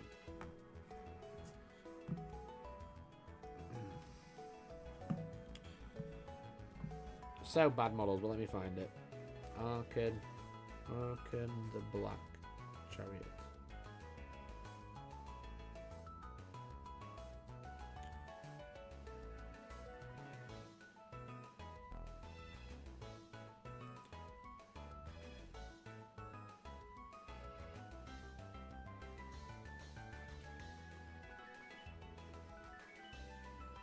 Look at that.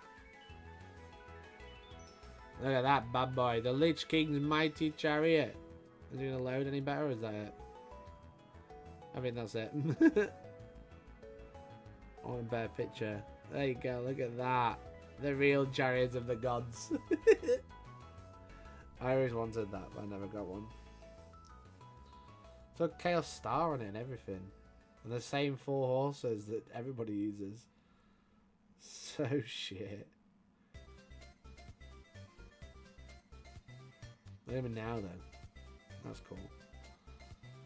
That's what it looks like now. So it wasn't me making the old one. Yeah, very cool. Very cool, very funny. Classic. There you go. Classic GW picture for him there. Look at the state. Funny. I think it was possible to build one as a kid, but solid lumps of metal that wouldn't stick, and I didn't know how to pin. Yeah, it's fucking awful, mate. Awful. I'm not looking forward to doing the chariot for Cetra, because it's going to be the same problem. And I can pin now, but it's just there's nowhere to pin.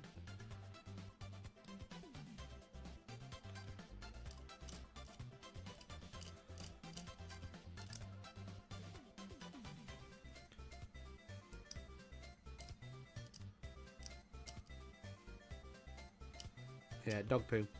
Dog poo model, but I kind of want it. Still got it. Nice here, that's cool. Just got problem with launch. You finished building it yet? No, not yet. I don't think I'll be finishing it today, to be honest.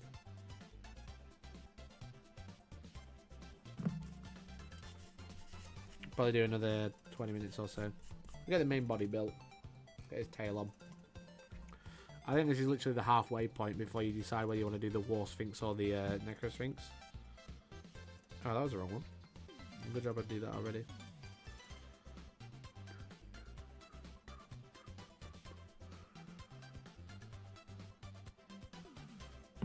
Yeah, dog shit model, but looks cool.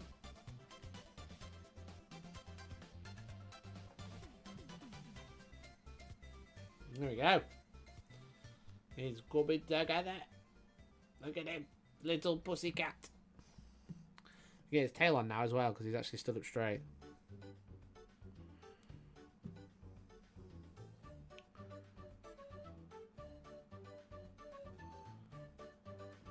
There we go. Got his dumb tail on. Ta-da. I think I'll probably leave him off his base so he's a bit easier to paint because I need to paint his underbody. But we'll paint him next week, I think. Next Wednesday. Yeah, because the War Sphinx is got all this, which I have to leave separate, which is a bit annoying.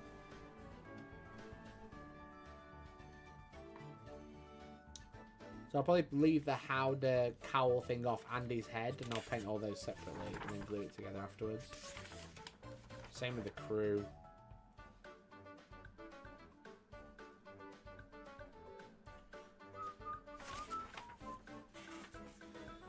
Yeah, I want to magnetize the crew so I can swap between the King and the Tomb Guard, but I don't know how.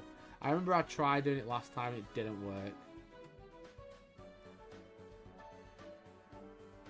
It says to put him on his scarabs. Look, put him on his scarabs and then put him in the Howder. He'll never fit.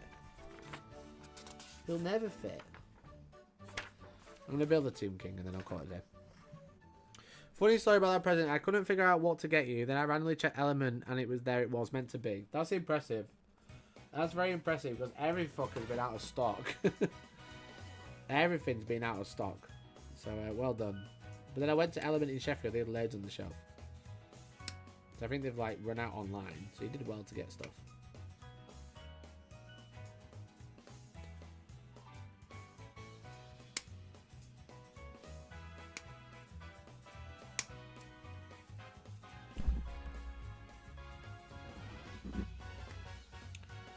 Two-bit king. That's all it is. 2 pieces. Look at him. Why did he always have a long finger? I never understood that. Why does he have a super long finger?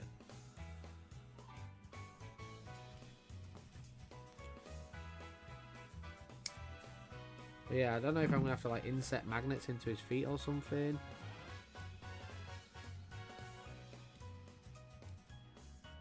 Or maybe make like a plate that goes in the bottom.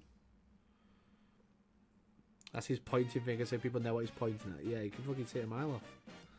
The enemy knows where he's pointing because they can fucking see it. It takes their eye out.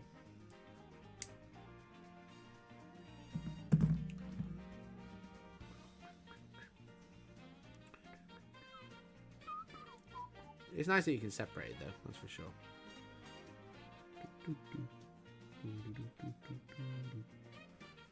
If his left foot's higher, right foot's higher, but it's supposed to stand on here, you see.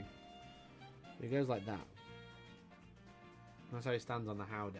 But how do you magnetize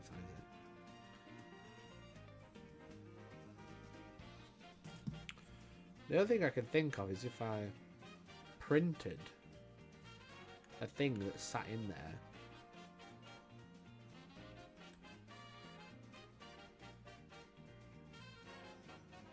There'll be a way to magnetize it, I'm sure.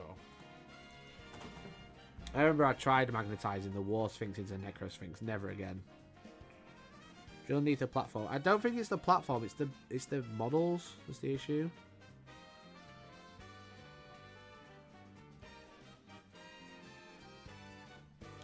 The models are the problem. I don't know how you magnetize those because their feet are so small. Every time you say Howder, I think of Chowder from Guy from Simpsons. I don't know the reference, I'm afraid. But Howder's a real word. Howder's definitely a real word.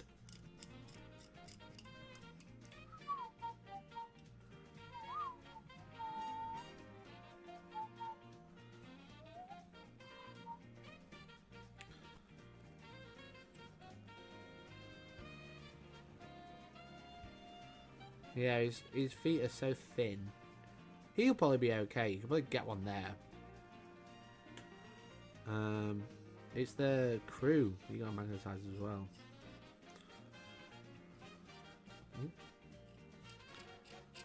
Just scrape his fucking little dangly bits there and nearly came off.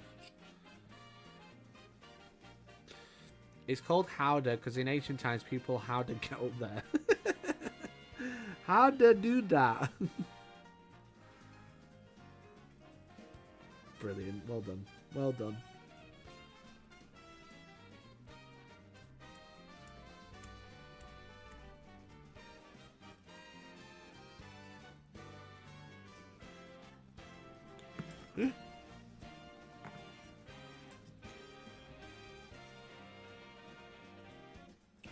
I don't know what this weapon counts as now. Is it a cavalry spear or is it a great weapon?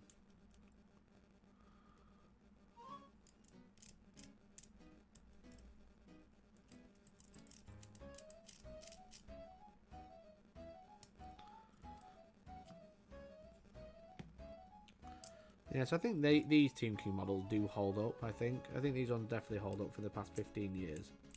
The other ones are struggling a bit, though.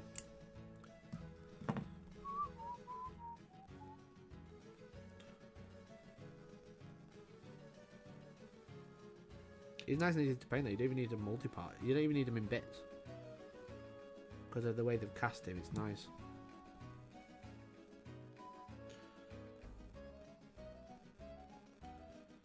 Look at his silly head and his silly headdress. Look at his silly head and silly headdress. Yeah, I don't know how I'm going to magnetize him. I don't think I ever did. I think I used to bleed tack him, you know. More than likely blue tacked him back in the day.